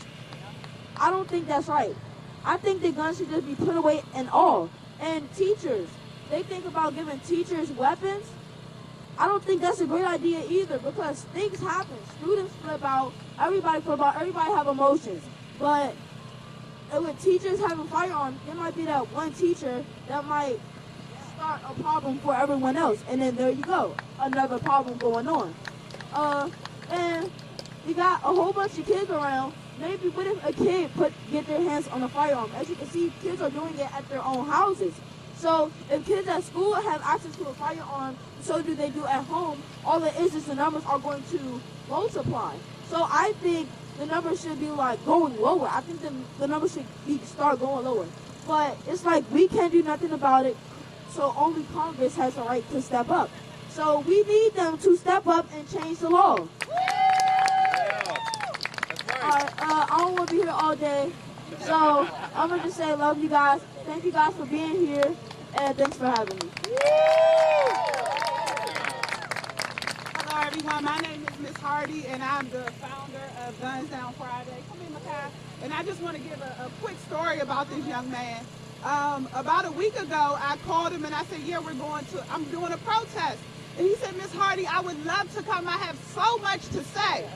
So a few days later, 100 rounds went off in his neighborhood. Bullets shot his father's truck to the point they couldn't even drive it anymore. They had to put the entire building in a hotel. So I called him and I said, Makai, you still want to do this? He said, yes, Miss Hardy, I still want to get out here and speak on gun violence. So I just want to say, yes, we love you. So I just want to say thank you guys, because we're in Southeast and PG County. And I just want to say thank you to the Brady Foundation, Gifford, Concerned Citizens, Elea, Team Enough, everyone, because we don't get to get on platforms like this. So I just say thank you. Guns Down Friday, guns down in our home street and community. That's it. Guns down.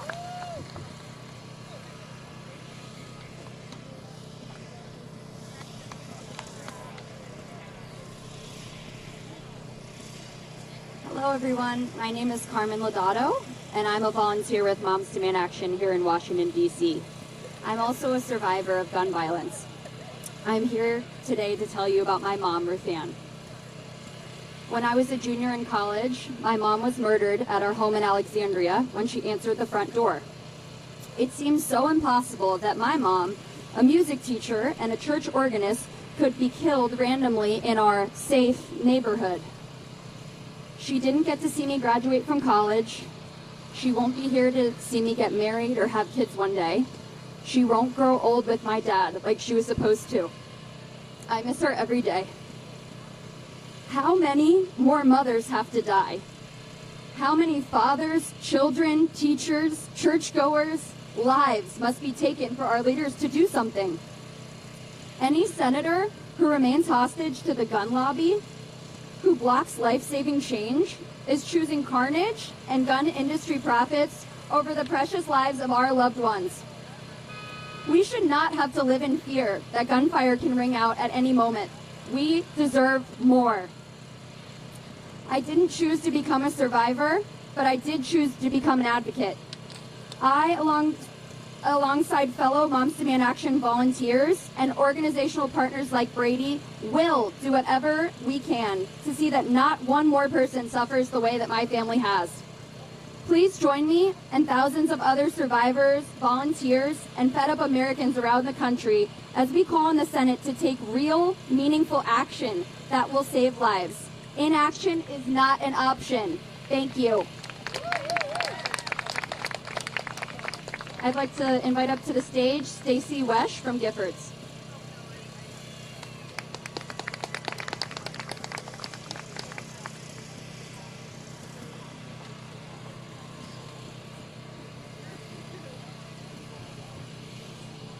Good afternoon, everyone. My name is Stacy Wesh. I am a mother, and we are a gun-owning family from Parkland, Florida. On February 14, 2018, a teenage gunman walked onto the campus of Marjory Stoneman Douglas, where my daughter Liv was a student. She stayed hidden in a closet for nearly 2.5 hours, fearing for her life, while 17 of her classmates and teachers were wounded, and another 17 were killed. We were one of the lucky families who had our daughter return home to us that day. Our friends were not as fortunate. After the shooting, Liv became a gun violence activist and participated in the Giffords Courage Fellowship. When it came time for her to start concentrating more on her academics, I told her I would carry on her voice in ending gun violence. I've never been someone who was very comfortable with public speaking, but I figured if my teenage daughter had the courage to get up and speak in front of people and let her voice be heard, I can too. As a Florida leader for Giffords for Gun Owners for Safety, I know the time is now to pass common sense gun laws that respect the Second Amendment.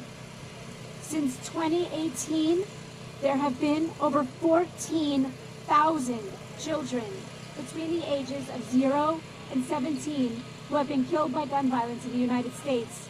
with the numbers increasing each year. My daughter Liv once stated, "Every day I contemplate if it's safe to step outside my house because I know I don't feel safe. I live every day like it's my last because I know what it feels like to believe that you don't have any days left ahead of you." Sadly, just 2 weeks ago, this became the reality for 19 small children and teachers in Uvalde, Texas. Our children should not have to live this way. When we are lowering 19 tiny caskets into the ground, we have failed them. The time is now for Congress to act. Giffords Gun Owners for Safety knows universal background checks on all gun sales, no matter where they take place, will save lives. We know our current gun safety laws, in order to be properly enforced, the Senate must act swiftly to immediately confirm Steve Dettelbeck as the permanent director of the Bureau of Alcohol, Tobacco, and Firearms. We expect the women and men we put into office to support life-saving gun laws, universal background checks on all gun and ammunition sales, safe firearm storage, extreme risk protection orders, raising the age of a purchasing an assault rifle from 18 to 21. And if they don't, we will vote people into office who will. If they don't, November is coming. And if they don't, we will vote for these people to get into office and do what they need them to do. I will leave you with the words of Gabby Giffords. I am still fighting to make the world a better place, and you can too. Thank you. I'd like to now invite Dr. Serrani to the stage.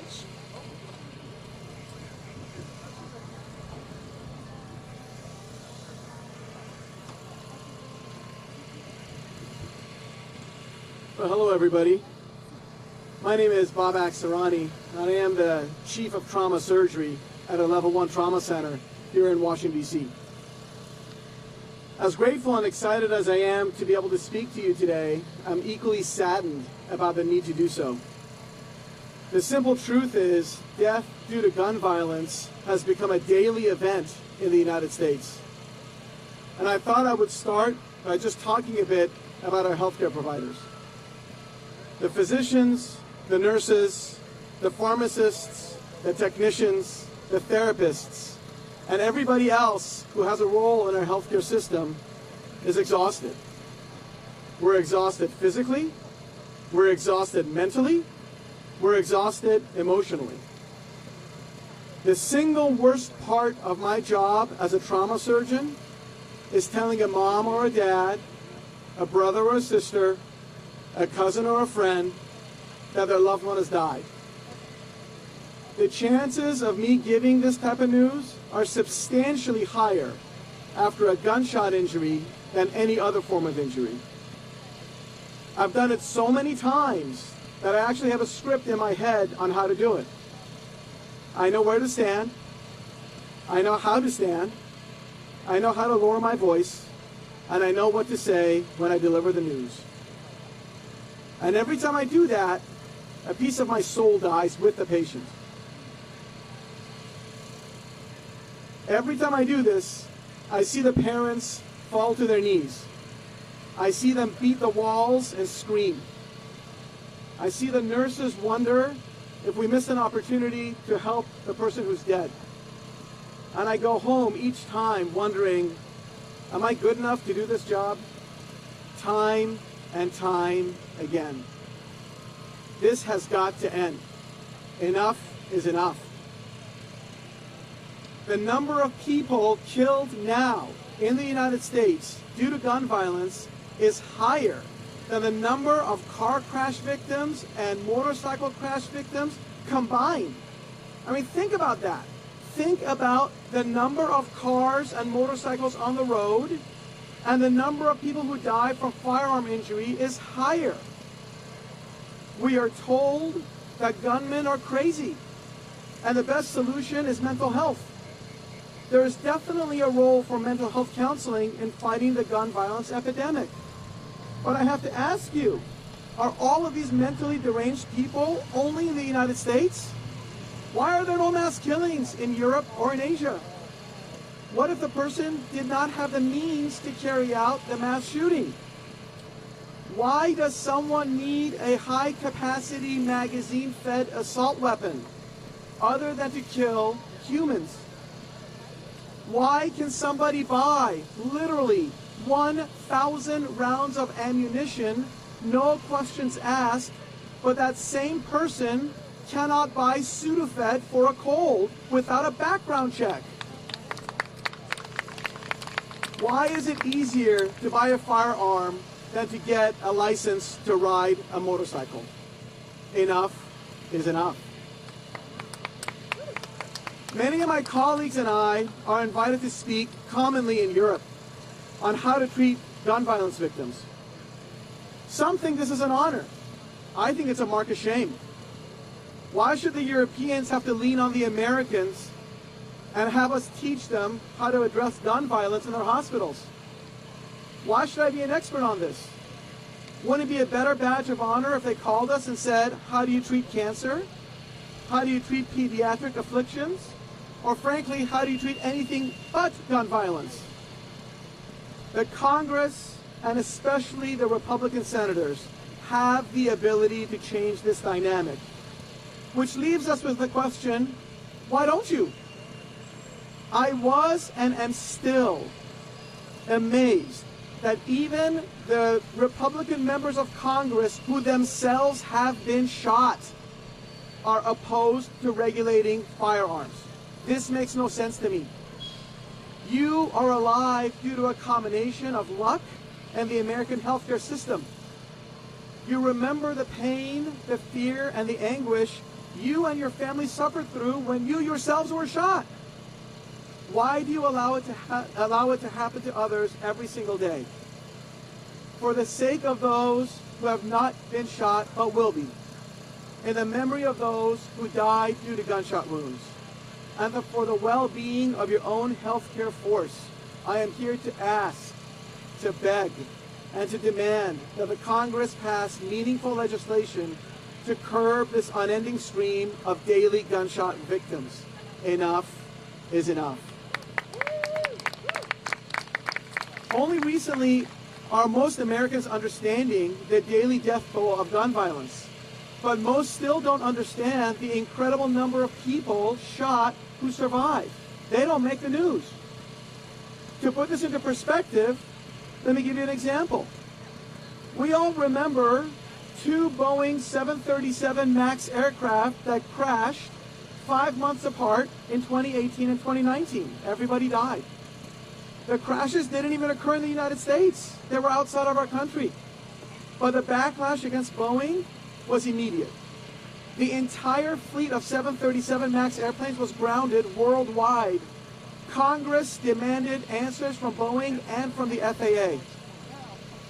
So 2 airplanes crash, not in the United States.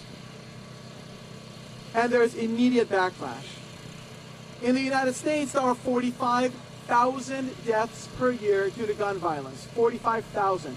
That is the equivalent of 1 737 MAX airplane crashing every day and a half. Now ask yourself what would happen. 1 airplane crashes every day and a half, and everybody on board dies. Would we tolerate that? We simply wouldn't. And so we have to once again ask the Senate, how is this gun violence epidemic acceptable? It doesn't have to be like this. Enough is enough. Thank you.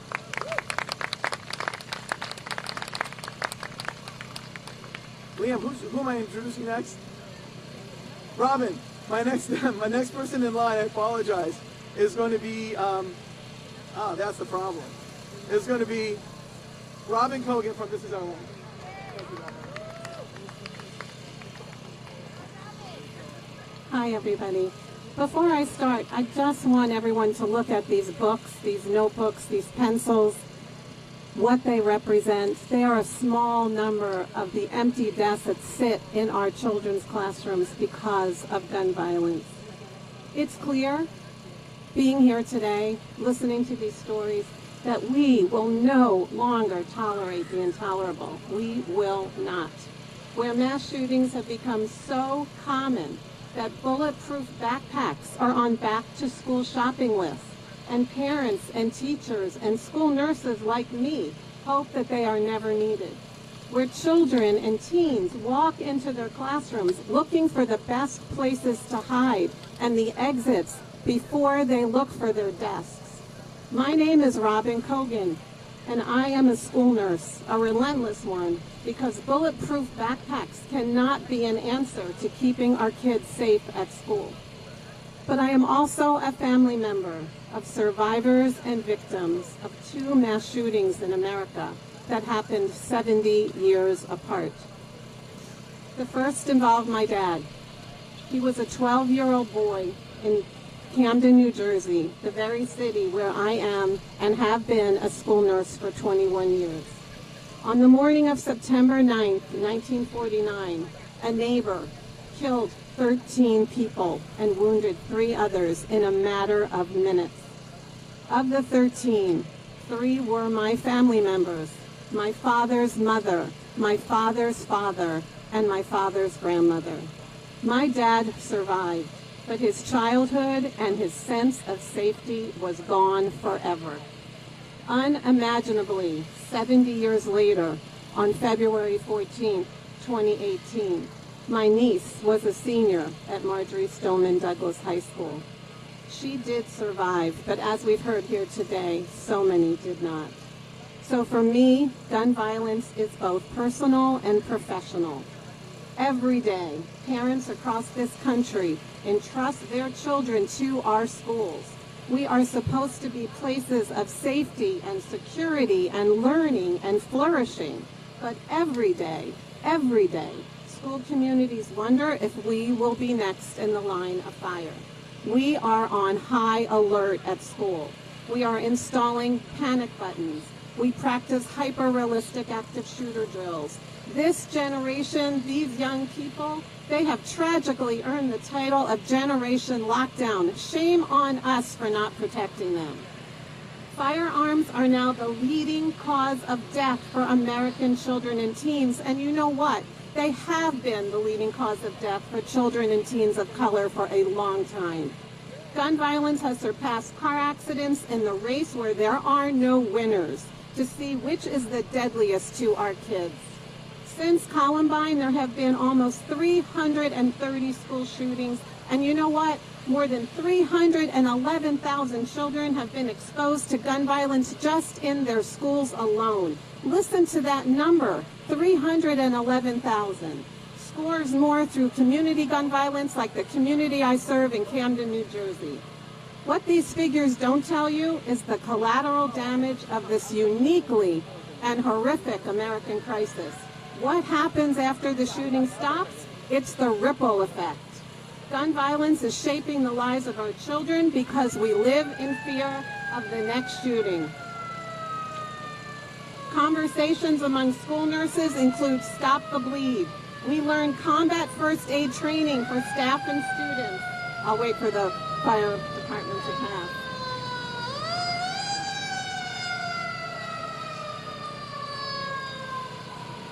We apply for grants to get tourniquets in every classroom. Tourniquets don't work against AR-15s, but we want to get supplies. 95% of our schools now have active shooter drills. We need to prepare for emergencies, I absolutely agree, but let's not further traumatize our students. We don't fill our schools with smoke and debris to practice a fire drill. What are we doing? A trauma surgeon I met said, the most courageous thing I do every day is put my kids on the school bus. And as a school nurse, I never thought I'd see bulletproof backpacks as a must-have back-to-school item, but that's where we are today. It's where we are, but it clearly doesn't have to be where we stay, because we can never normalize this no matter what is going on behind me. Politicians, I am talking to you as a school nurse, as a constituent, a family member of victims and survivors of gun violence. Gun violence is a public health epidemic. Fund the research to stop the shooters before they shoot. No more hollow thoughts and prayers. They are jumbled letters on a page that are totally meaningless unless there's action behind them. And stop blaming the victims. Start taking meaningful legislative action. Politicians who make decisions that hurt children in schools are the problem, not the schools. Start by doing your job and represent your constituents who are resoundingly on the side of keeping children safe. 88% of Americans are saying yes to safe gun safety legislation. What right do you have to say no? Thank you.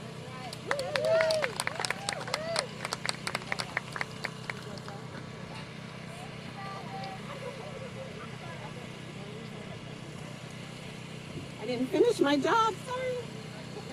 I have the privilege of introducing our final speaker, who I've actually always wanted to meet, Igor Garbowsky, Executive Director of Guns Down America.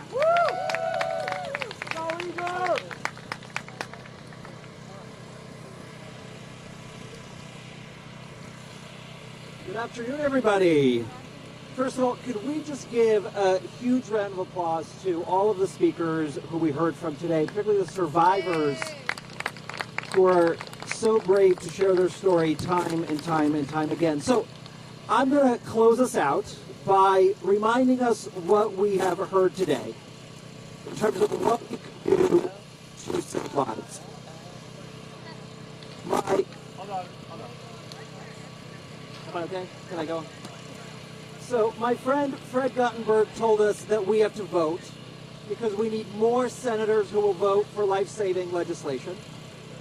My friend Manny Oliver told us that we need to disrupt. We need to make sure that lawmakers aren't comfortable just doing nothing at all. And by the way, that means disrupting not just lawmakers who believe that guns are more important than our lives, but also lawmakers who promise us every single election season that they will fight for our lives, but when they get into office, they simply do too little. And I will add one more action we can all take to that list, and that is pushing American corporations who are often at the very front lines of our gun violence crisis. Companies like Tops, who suffered a mass shooting not too long ago, or Walmart, who suffered a mass shooting in El Paso, Texas.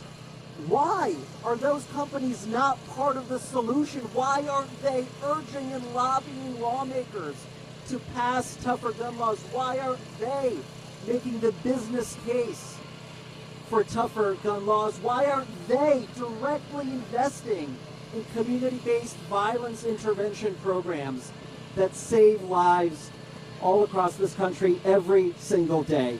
So good things take a really long time. It's up to us to make change happen. We need politicians, we need business leaders. It will require a whole team effort for us to live and for us to build safer communities with fewer guns. Thank you all so much. And I think we have one more quick announcement before we break about where we're going next, including the March for Our Lives March tomorrow. Just previewing.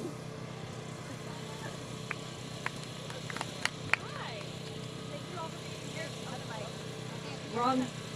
My job isn't with microphones, and I'm bad at this. Hi, my name is JJ. I run the podcast for Brady. I'm here for just a quick notice. A lot of folks mentioned today things that you can or cannot purchase under the age of 18, from renting a car to being able to buy a beer at a bar. But there is a brief list of things that we featured on the podcast now that you can purchase in the U.S. You can get a Kevlar baby blanket to send your kid to school with. You can get backpacks with bulletproof pads in them. You can buy hoodies now that claim that they will stop a bullet. You can buy a $4,000 phone case that claims it is bulletproof. You can send your teacher to school with some bulletproof whiteboards. There are any number of door stops and other forms of technology that are now on the market that purport to make your classroom secure, a hardened target. And finally, you can buy physical trauma kits to keep in your classroom that have things like quick clot and tourniquets.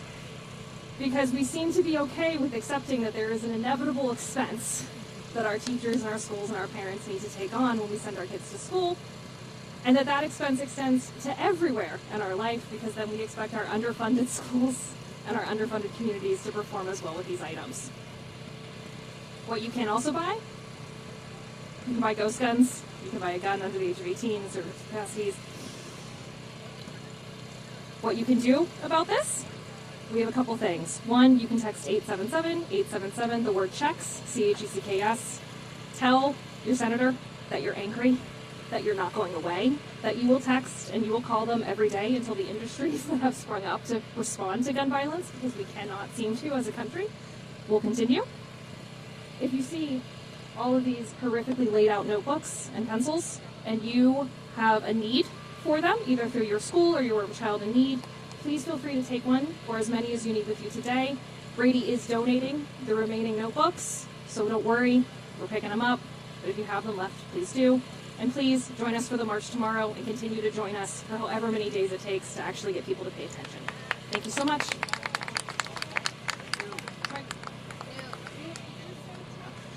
I did. Sheikah is now going to give us info. I'm going to say it louder. Call your senators. Text checks to 877-877.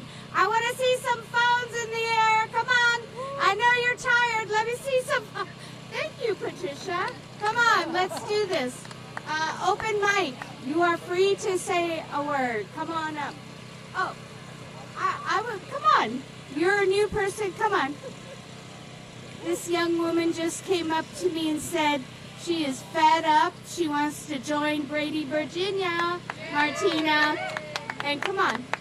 Say what you are free to say what you like. This is open mic time. Hello, everybody. My name is Adriana Kader.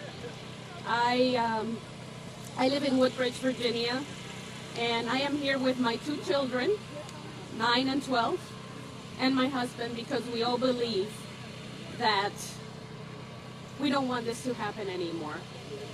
Somebody said something that really stayed with me earlier today, which was, don't wait for it to happen to you to do something.